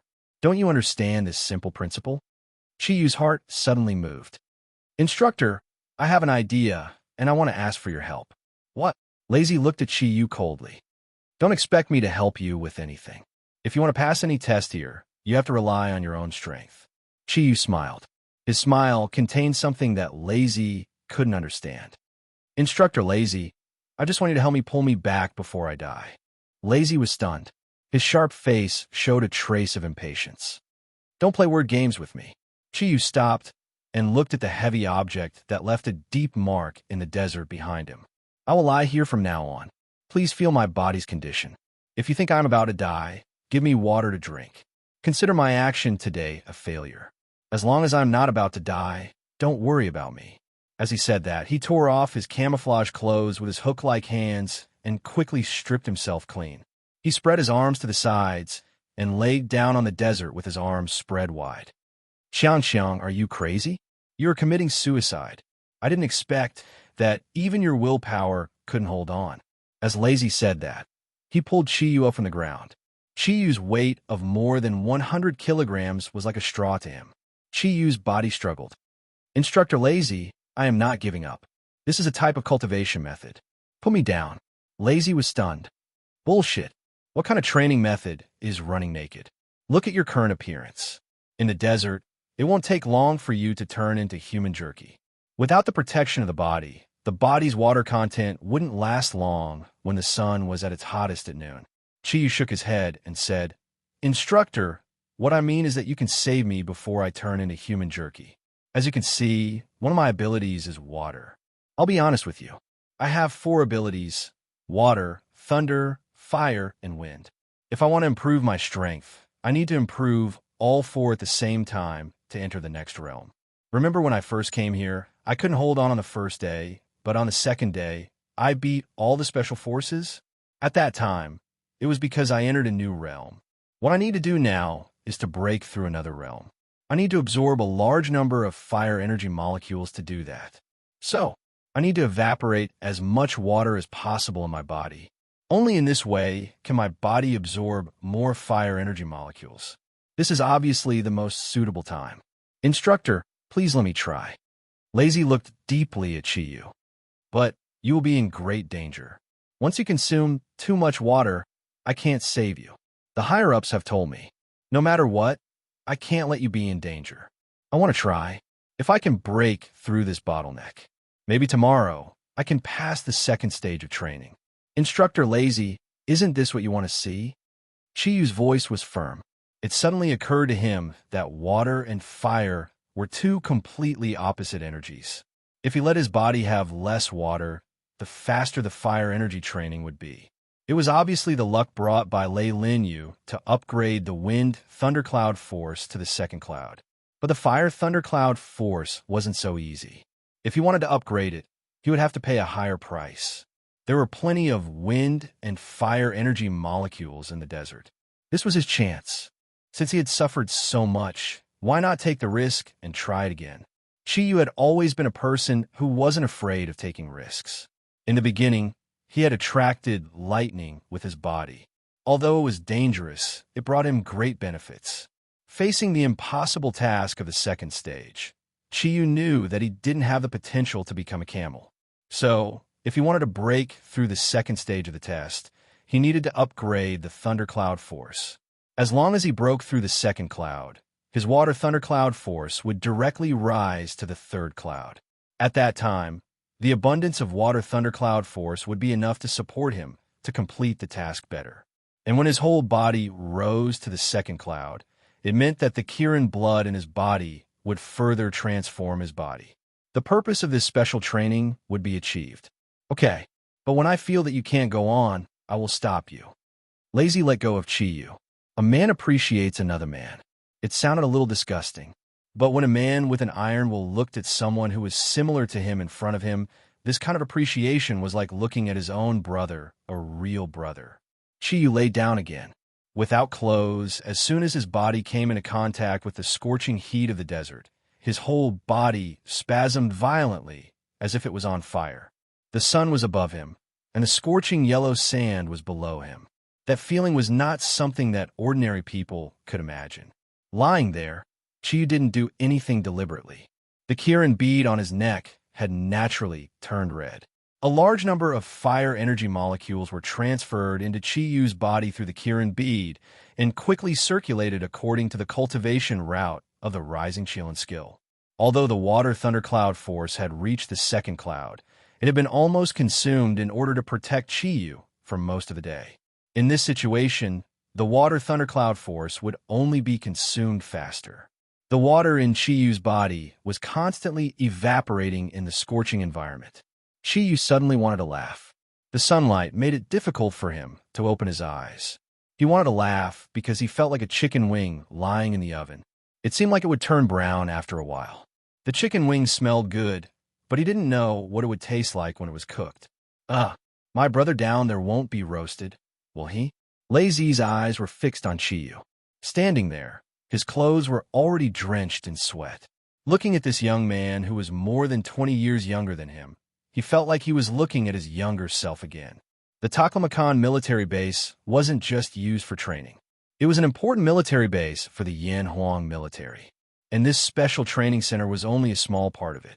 However, the status of the training center was supreme in the eyes of all the Special Forces soldiers.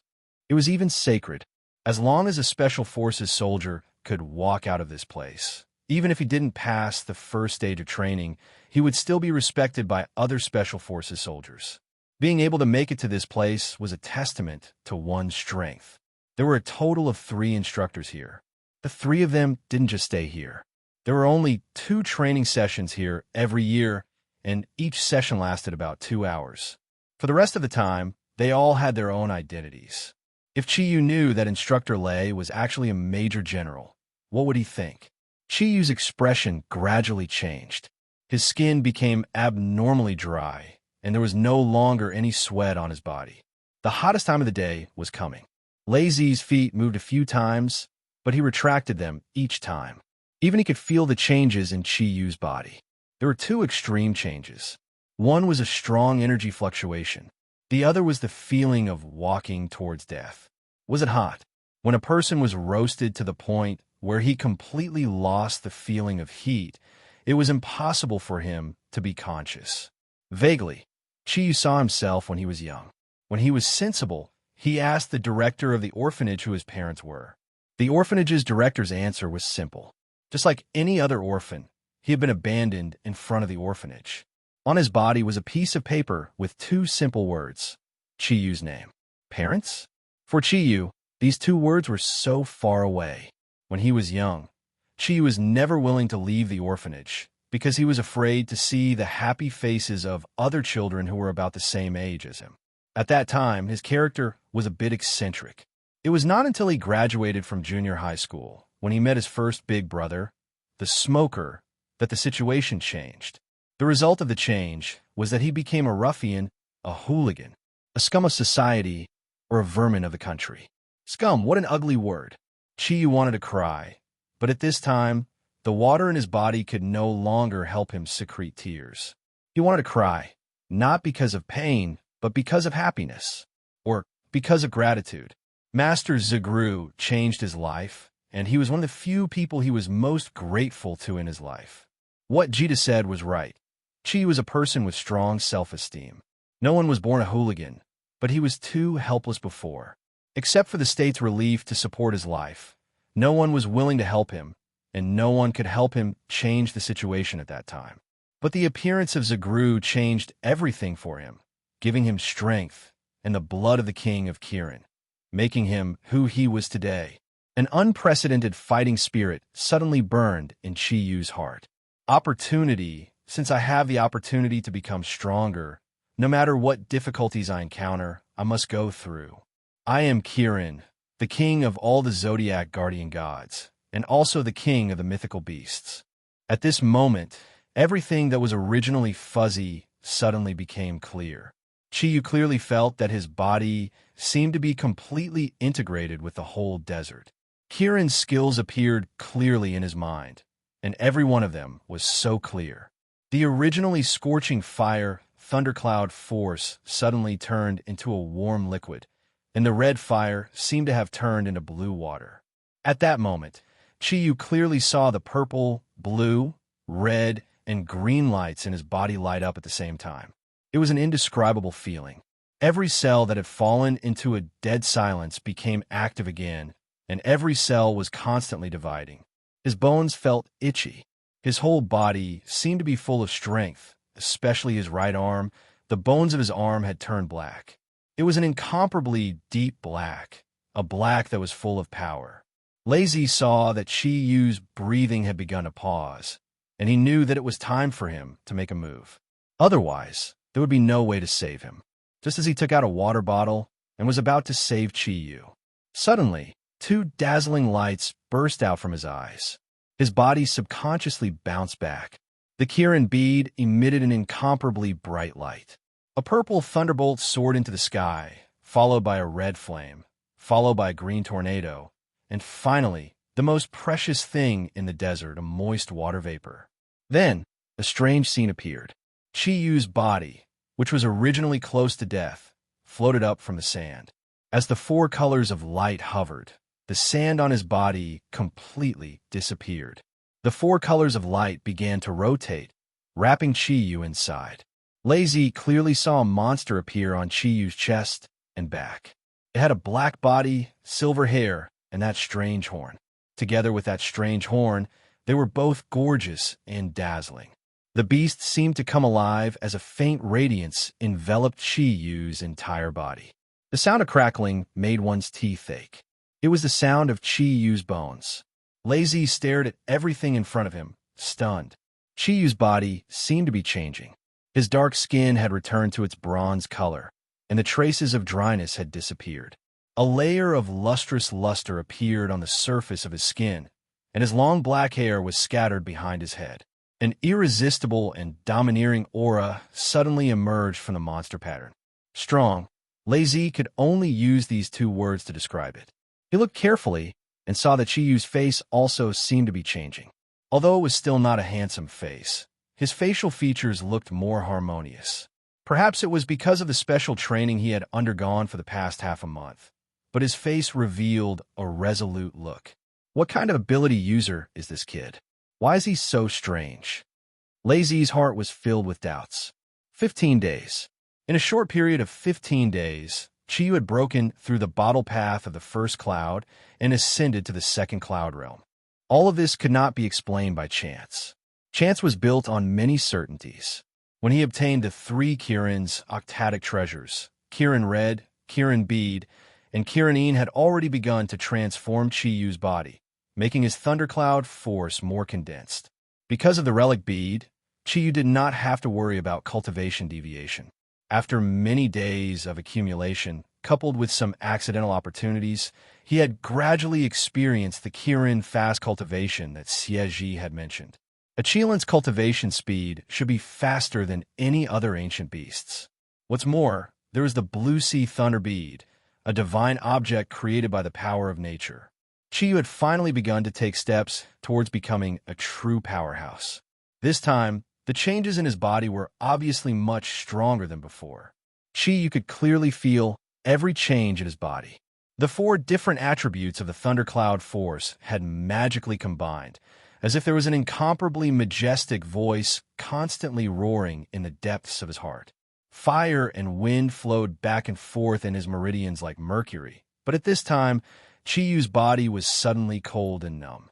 The 9 blue sea thunder beads clearly appeared in his body, and the energy contained within them slowly exploded. The already wide meridians seemed to expand endlessly, and the blue and purple energy constantly emitted from the 9 beads. Even in a semi-conscious state, Chiyu could still feel the huge amount of energy. The physical strength that he had lost was quickly recovering, and the feeling of being filled with power made him slowly open his eyes. The 4-colored light surrounding his body slowly gathered below him, and the illusory Kirin phantom stepped on the 4-colored auspicious cloud, raising its head high. Chiyu suddenly felt that his right arm was very itchy, as if there were countless ants crawling in his meridians. His body stood upright in midair, and with a fierce roar, as if a bolt of lightning had struck down from the sky, green veins appeared on his right arm along with his bulging muscles, and a terrifying energy seemed to condense under his flesh and blood. The originally sunny sky suddenly changed, and under the cover of the dark clouds, the earth lost its original light.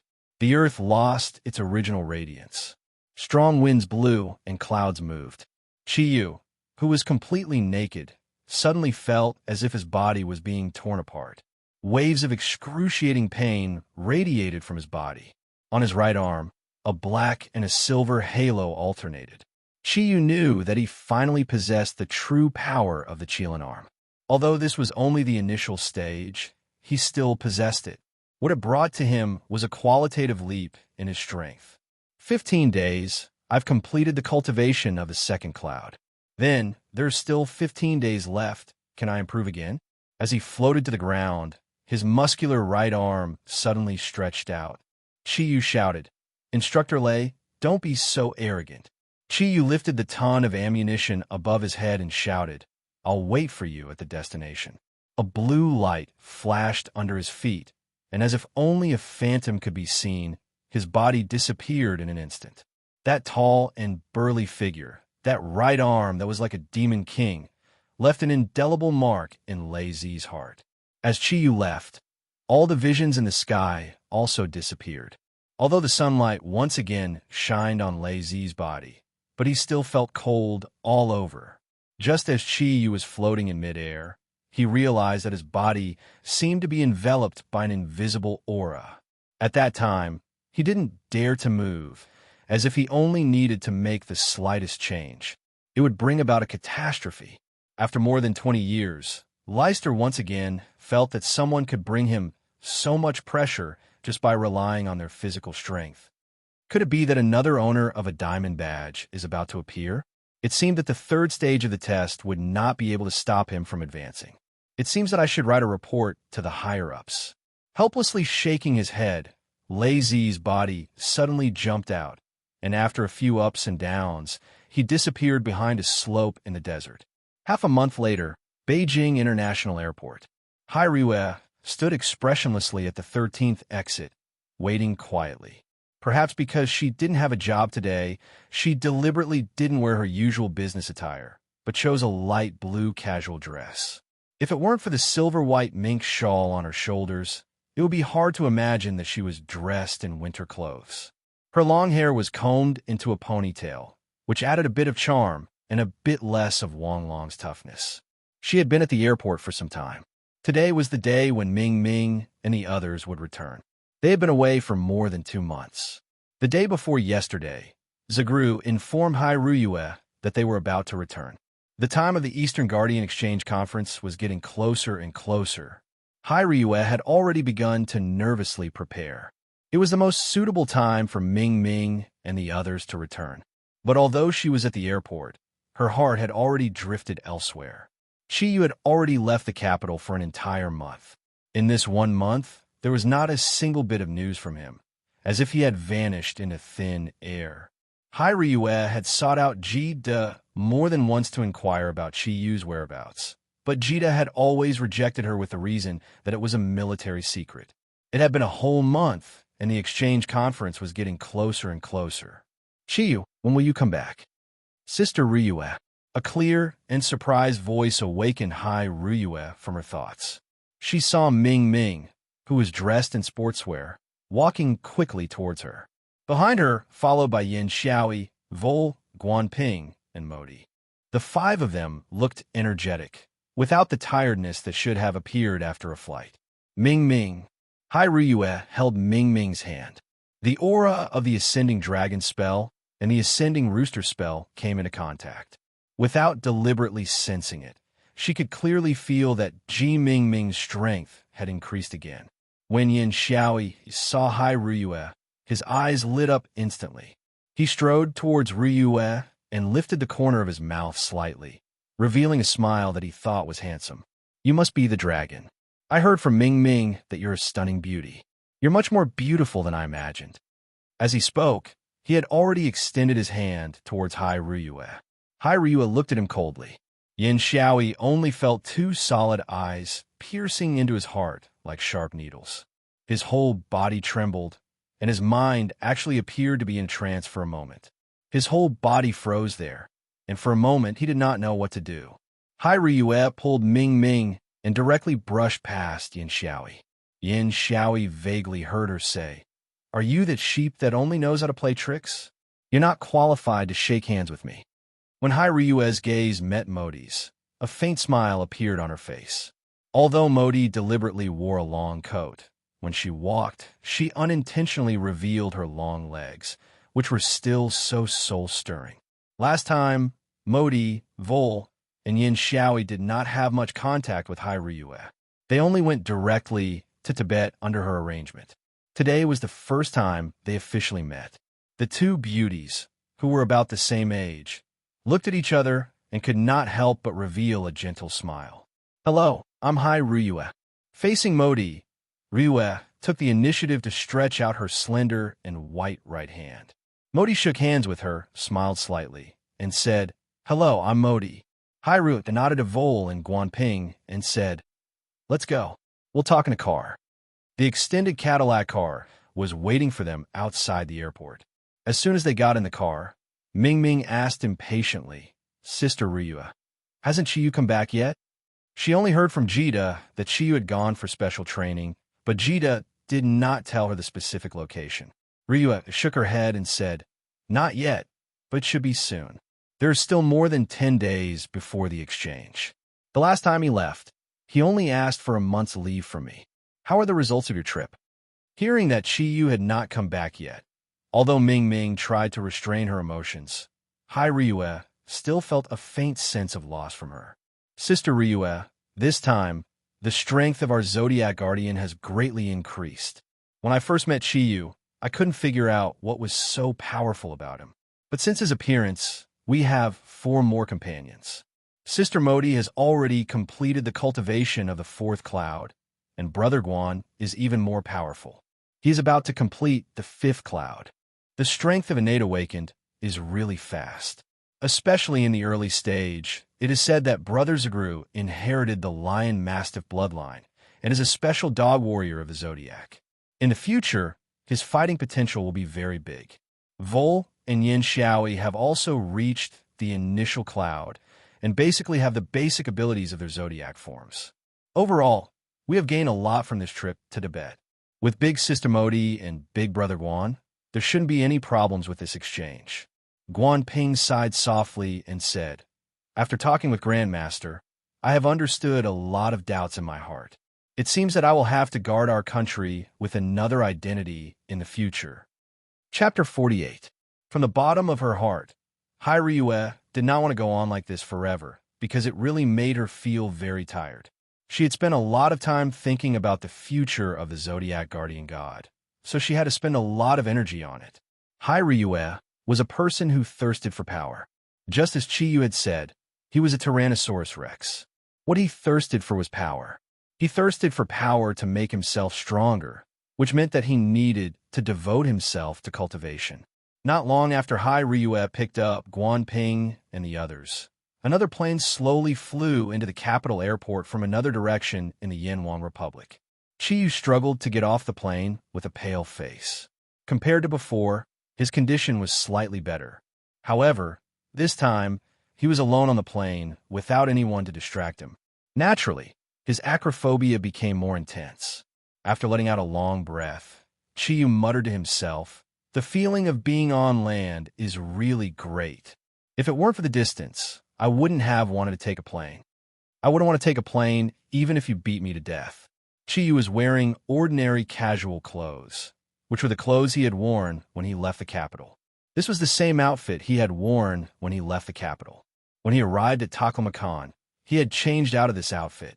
Now that he had returned, he naturally changed back to his old outfit. Although only a month had passed, Chiyu was surprised to find that the clothes that were originally very fitting had become smaller and were completely stretched on his body. It felt very weird to wear them.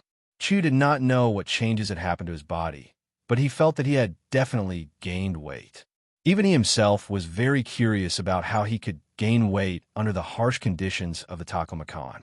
Even he himself found it strange that he could gain weight under the harsh conditions of the Taklamakan. As for his height, it was definitely increased. Even if it was not 9 meters, it seemed to be not much different.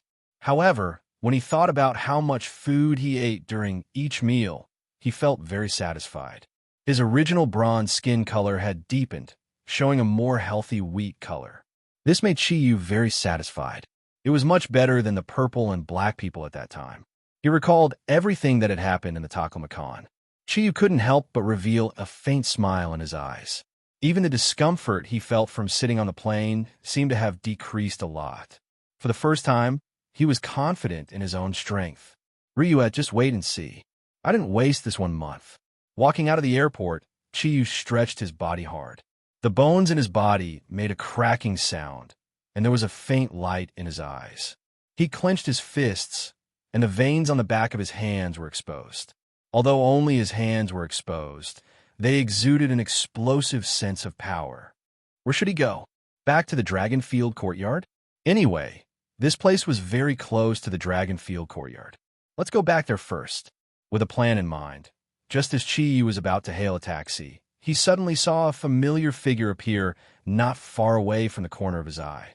Chiyu let out a soft cry of surprise, and his hand that was about to hail a taxi immediately stopped. Why was she here? Chiyu subconsciously walked towards the familiar figure. Wearing a white down jacket and jeans, Shinyan walked to the arrival gate and looked at the endless stream of passengers coming out of the airport hall. It was obvious that she was here to pick someone up. She was still the same as before, without any makeup on her pretty face. Her delicate face always gave people a gentle feeling. Someone once said that the most powerful thing about a woman was not her overbearing or barbaric nature, but her gentleness. Anyone who saw that gentle face of hers would probably feel a sense of pity and tenderness. Shinyan was suddenly patted on the shoulder. She was startled and quickly turned around. When she saw the smile on the slightly tanned face, she couldn't help but exclaim, "Chiyu, why are you here?" Chiyu smiled and said, "Why? Don't you want to see me? Why can't I be here?" Shinyan's gaze changed, as if she wanted to say something, but she couldn't say it. She lowered her head and said, "Chiyu, where have you been recently? I've been looking for you, but you disappeared." Chiyu smiled and said, "All right, don't think too much. You don't need to explain anything to me. I can understand everything that Chinger did. Don't worry, I'm a man." Although I felt quite sullen at the time, after so many days, my mood is much better. "How are you guys? How's life at school?" Shinyan smiled bitterly and said, "Not good. It can be said that it's very bad. Chinger harmed you in herself. Ever since you left, she seemed to have changed. She became quiet and taciturn. She is no longer the lively Chinger. She is no longer the Chinger from before." "Thank you, Chiyu. I didn't expect you to be so open-minded." Her gaze became even gentler. Only now did she notice the change in Chiyu's body. In Shunyun's eyes, although Chiyu's appearance was still as ordinary as before, his temperament had changed greatly. Although Chiyu's smile was still somewhat lascivious, and his gaze would also sweep across the wonderful parts of her body, the current Chiyu always gave her a feeling that the essence was restrained. Compared to before, he had become somewhat unfathomable. Chiyu shrugged his shoulders and said, "Open-minded? I don't think so, but a lot of things have happened to me these days. Anyway, I'm not the type to study. Leaving Qing Bay might be a good thing. Why? Did you come to the airport to pick someone up? Xinyan smiled slightly and said, That's right. I came to pick up an elder of our family. What about you? Look at your appearance. You seem to have just returned from afar. Your complexion doesn't look good. Qiyu smiled bitterly and said, It would be strange if my complexion was good. I'm afraid of heights. I really don't want to sit on a plane. Xinyan hesitated for a moment and raised her head to meet Qiyu's gaze. If there's a chance, let's have a meal together, okay? Although you don't mind, I hope to let Qing formally apologize to you. Otherwise, that matter will always have a grudge in your heart, and it will always be a shadow in Qing Er's heart. Qiyu looked at Xinyan. His feelings for Xinyan had always been very good. Back when they had lived together, when they were living together, Xinyan gave him the feeling of being at home. That was also the thing he was most reluctant to part with when he left Qing Bay. Looking at Shan Yun's expectant gaze, he sighed and said, Sister Yun, do you think this is necessary? Shan Yun lightly nodded her head and said somewhat imploringly, Count it as me begging you, okay? Qiyu looked at her deeply and nodded his head. Since you think it's necessary, then fine. You choose the time. You have my phone number there. Xinyan rolled her eyes at him and said, What's the use of having your phone number? You haven't turned it on for so long. Qiyu laughed mischievously and said, From today onwards, I'll turn it on, at least for a period of time. I'm poor. I don't have money to pay the phone bill. Xinyan unhappily said, All right, don't cry about being poor. Would a person like you be short of money? Qiyu naturally knew what she was referring to. He did not reply and only looked at her with a smile. Xinyan's expression changed. I'm telling the truth. Where have you been these days?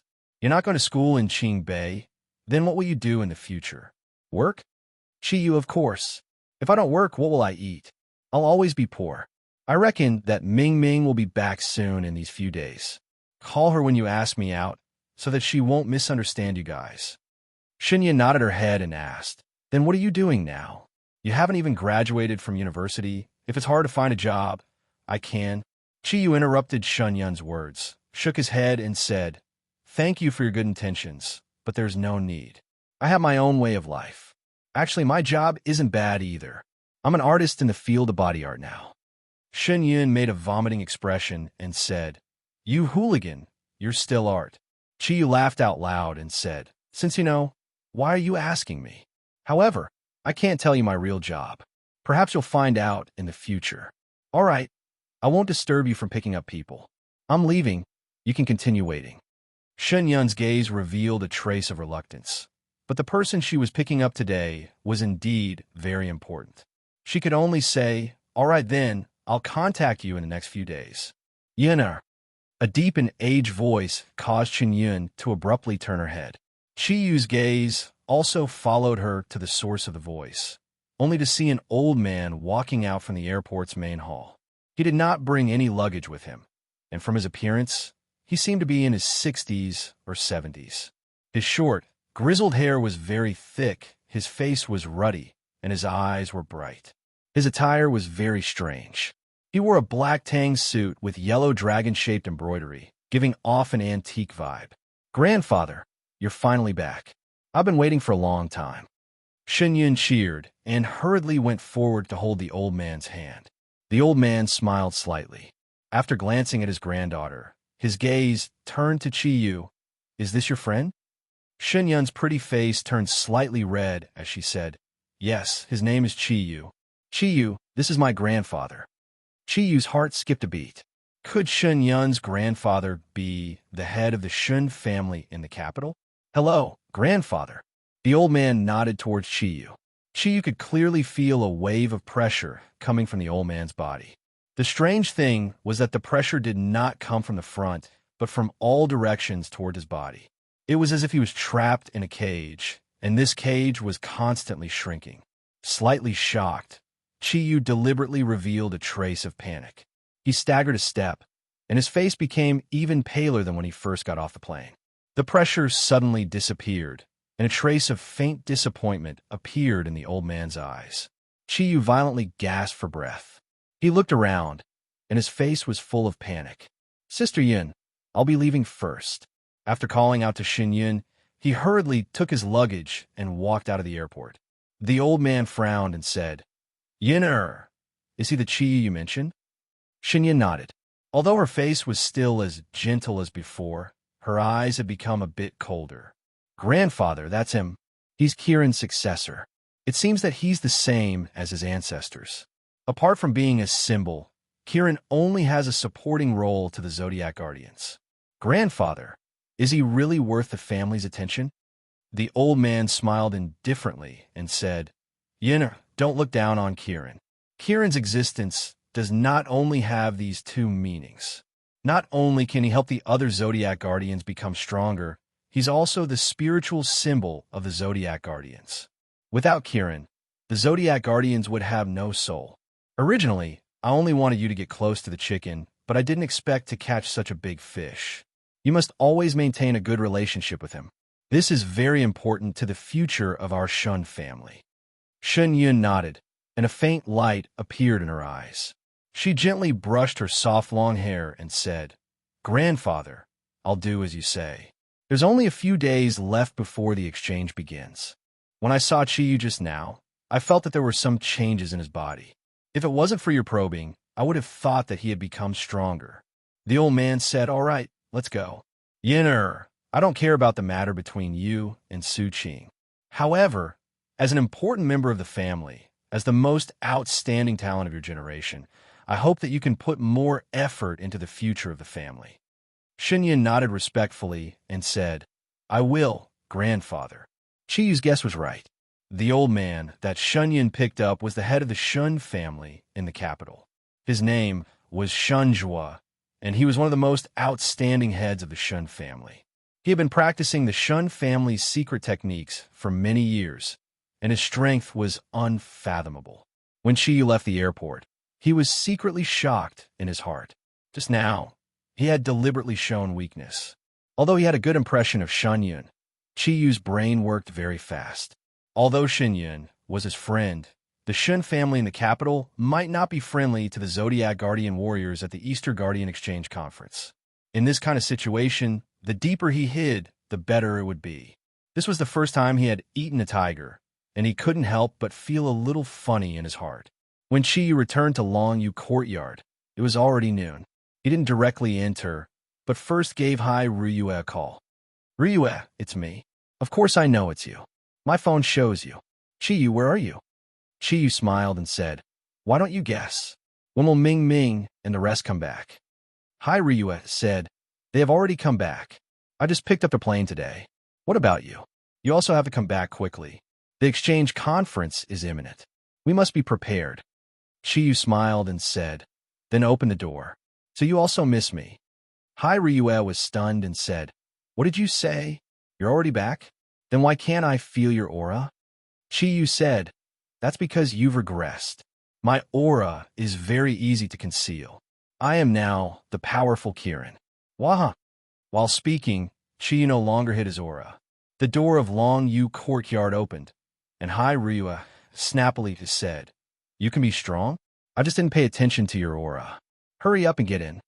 Entering Longyu Courtyard and looking at the familiar scenery in front of him, Chiyu couldn't help but let out a long breath of relief.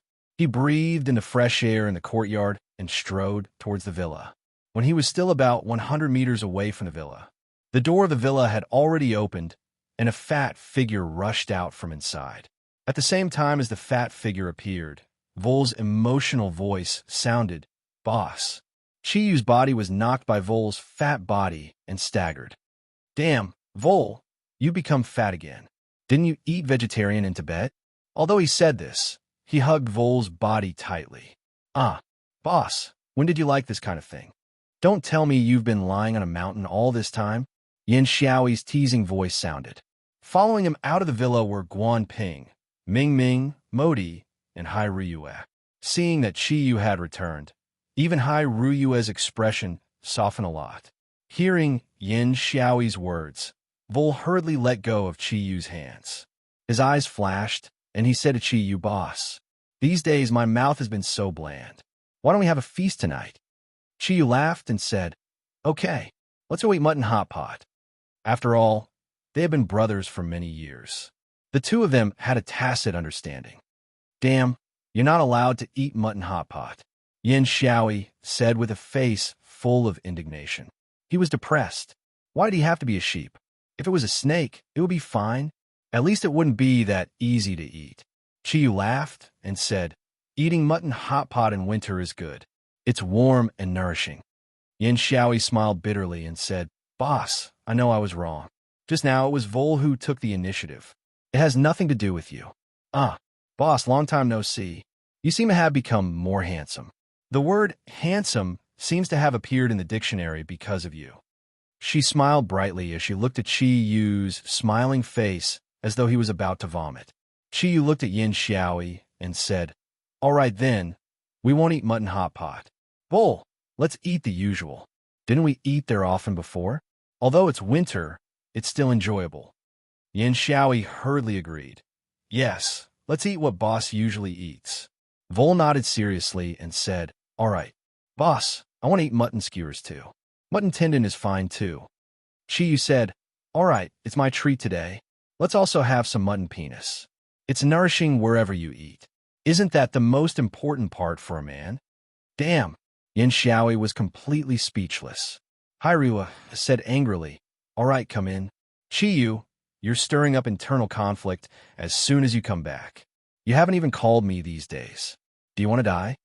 Chi Yu pretended to be wronged and said, Sir, I'm wronged. It's not that I don't want to call you, but there's no signal there. Didn't I go straight to the Dragon Field courtyard when I came back? I know you miss me. Come, give me a hug. I can comfort your young and fragile heart. As he said that, he opened his arms and walked towards Hai Ryue under the stunned gazes of the others. Hai Ryue snorted. She was wearing a skirt, so she didn't use her legs. She stretched out her right hand, and an invisible airflow immediately blocked Chi Yu's body like a wall. Qinglai, your training didn't have any effect. How about I give you another one in a few days? Chi Yu hurriedly withdrew his hand and said seriously, Forget it. I've trained very well. Sai, Ryue, you're so conservative. You won't even give me a hug. Guan Ping said, You came back just in time. We were just about to eat. Ryue, let's eat. He was the oldest in the group. 10 minutes later, everyone came to the dining hall on the second floor. Hai Ryue knew that these guys could eat a lot, especially Chi Yu, so she prepared a lot of delicious food. Since everyone is back, we should discuss the exchange meeting. Su Dong and I have reached a consensus that everyone should attend this exchange meeting. Although the four families are also the guardians of the East, our generation's Zodiac guardian god has just appeared, so they will definitely compete with us for the leadership of the guardians of the East. Therefore, although they won't really be hostile to us, they will definitely fight for the leadership of the guardians of the East. Therefore, although they won't be enemies with us, they will definitely provoke us. In these few months, the strength of our Zodiac guardian has greatly increased. During the exchange, I, Su Dong, and Guan Ping will be responsible for dealing with the opponent's provocations. Ming Ming, you and Modi will be responsible for protecting the weaker Yin Xiaoi, Vol, and Chi Yu.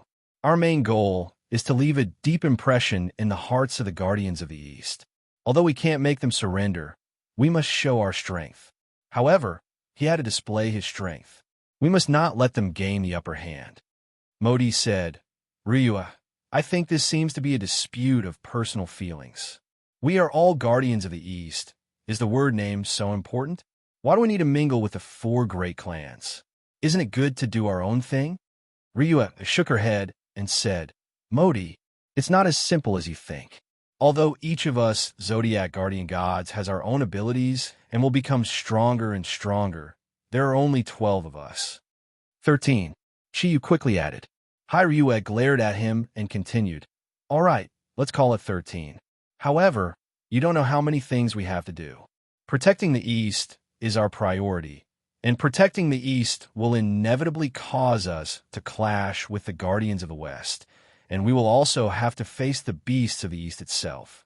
There are only 13 of us. Even if we are scattered to different places, it is impossible for us to solve all the problems. Therefore, we need helpers. At the very least, we need countless pairs of eyes to help us monitor the entire Yanhuang Republic. This way, we can better complete our mission. The four great families are the traditional guardians of the East, and their strength is much greater than we can imagine. Only when the guardians of the East unite as one can the Yanhuang Republic become an iron plate. Mo Chio nodded and didn't say anything else. Hai Ryue said, "There are still 10 or so days left. During these 10 or so days, everyone should stay here with me. We will cultivate together.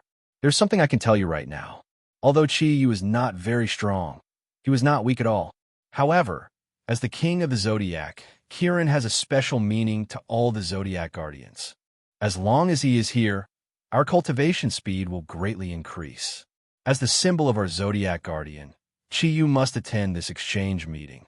Now, I want to remind everyone that no matter what the situation is, we must protect his safety. The four great clans weren't as united as a piece of iron. They're all selfish people. The people I sent out to investigate have returned. I will summarize and tell you the specific situation." After a pause, her gaze became much sharper. She swept her gaze across everyone's face and said in a deep voice, "No matter what price we have to pay." Chi Yu's heart warmed. "We sat down just now. He was next to Ming Ming." He avoided Hai Ryue's gaze and whispered to Ming Ming, "We haven't seen each other for so long. Did you miss me?"